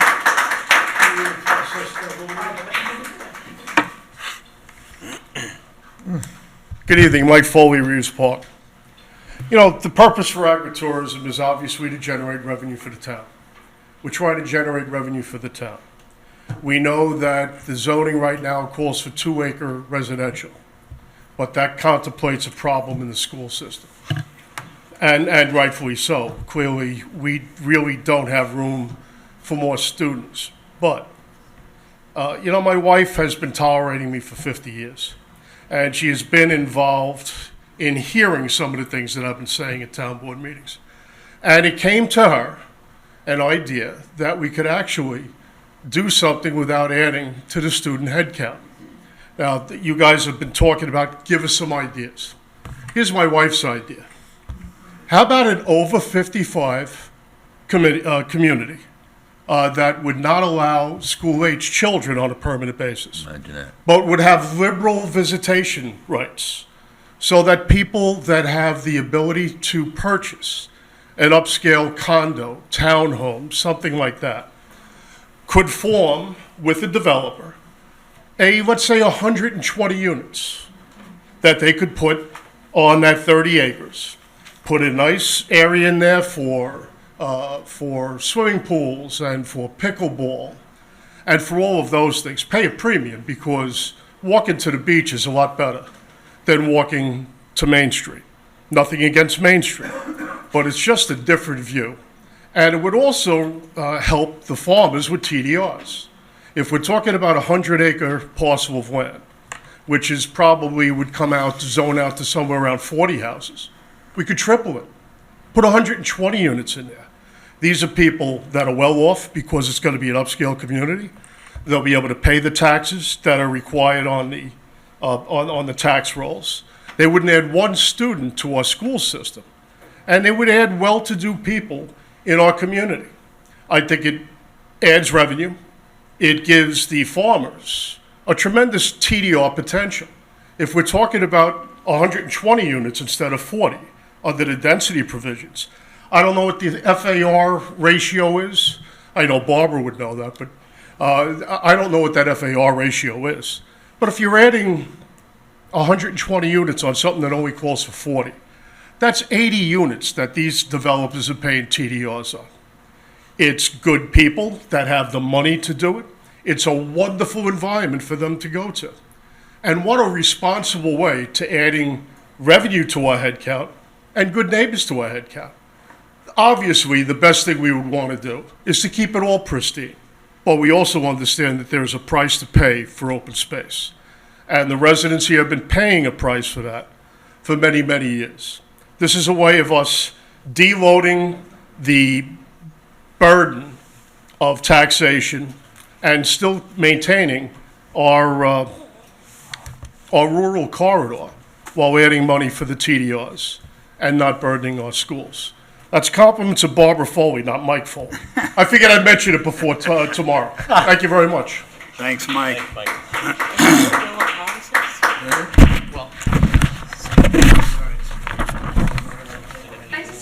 I just have one quick question. Joan Sear from Jamesport. One of my friends said that they called Mr. Wooten, I think they phoned Mr. Wooten this week to ask about submitting comments or input for the public forum, and was told that the deadline to submit that was this Friday. And I just want, I think there is a misunderstanding, but I want to clear it up. Talking about. So the public forum, September 18th. I guess There's somebody a public wanted to forum submit on a the question 18th. Right. and they called your office to ask about doing that, and they were told the deadline to submit materials for the public forum was this Friday. But she didn't obviously speak to me, so. There's no deadline for There's anything. no deadline. Okay, there's no deadline for anything. If people, Well, there's a deadline For town board for stuff, town yes. board correspondence, for a Right. town board meeting, but not for the right, forum. and that goes, and that's a rolling deadline for each meeting. If somebody wants to write to For the town town board board, stuff, right, yes, yeah, correct, right, but there's no correct. deadline related to the Town board, September there's 18th. always 10 a.m. on Friday before a meeting. I Right. don't put anything more in. It goes I to the think, next meeting. I think whoever answered the phone in your office maybe didn't understand the person's question. I didn't either, so that's good. Okay. Probably made nobody was there at the time, and I didn't know the answer. Well, there you go. We always blame Bob. Yeah, that's it. Thank you. I'll have to remember that. Blame Bob. Blame Bob. There you go. All right, anybody online? Nobody online? Seeing nobody else here. I have one final food for thought that I just want to say regarding the agritourism. I have not received one letter in support of this from anybody. We've received hundreds and hundreds of letters, emails, and texts against it. I do not have one letter in support of it. Have a great night, everybody. Wait, what You about got this 300, you got 670 Go on. signatures there. No. Those aren't letters, those are signatures. We still have to do a I have CDA not meeting. received supervisor. one letter, and I truly agree with the comments earlier about those signatures and how it was worded.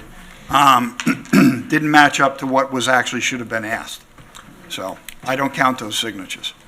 And many were for out of town, so it's just, it's not a secret, I don't support this endeavor. I think I like the idea, I like the theory, but the way it is currently, I'm not supporting it. May I make one small comment? Oh, sure, I couldn't get the last word in, now you have to. You definitely can after me. Got it. Talkie Turchin, Greater Calverton Civic Association President. Just a small, helpful addition to what Mr. Wooten has already done for the transparency in the agenda by adding the letters and printing them out We're inside. killing lots of trees, yes, we are. While I was trying to count up all those letters, which I came to a higher number than you did because I counted the ones where you named Well, each person. there's a lot of me too. I'm asking so I that. just put the name there for those, so. I'm asking that not only continue to include them in the very long document that you do, but to hyperlink in the agenda. That way we can just touch on it and we can see it. And hyperlink any other, and each of the rezos as well, so we don't have to scroll through. If we want to see rezo from tonight, 727, we just touch it on the hyperlink on the agenda. It jumps to the Goes past all the correspondence? I could do that. I'm sorry? I could do that. I'd be so helpful. Thank you so much. Anytime to get past it. I have no more words. You got the last word. No, you don't. We got a CDA Grace, meeting. go ahead. Grace. Grace, it wouldn't be a meeting without Grace speaking. Come on, Grace. Change the subject. Because Grace won the big race this past weekend. She wants everybody to know it at the drag strip. Grace Swift, Calverton. I also want to congratulate you, Tim, for going to the hardware store. I think that program is going to be wonderful. Can't wait for wherever you go next. I just want to tell you, when I first moved out here, I used to collect the old radio flyer, red wagon. Yep. Now, there was no other stores then. And I knew where I could get parts in Lake Ronkonkoma, where I came from. Agnew and Taylor, the old hardware store. I remember them. But someone said, no, go downtown Riverhead. So in I go.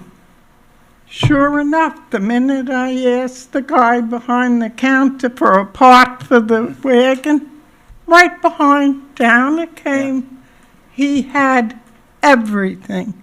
And still does. And I got busy. I collected and I did more wagons.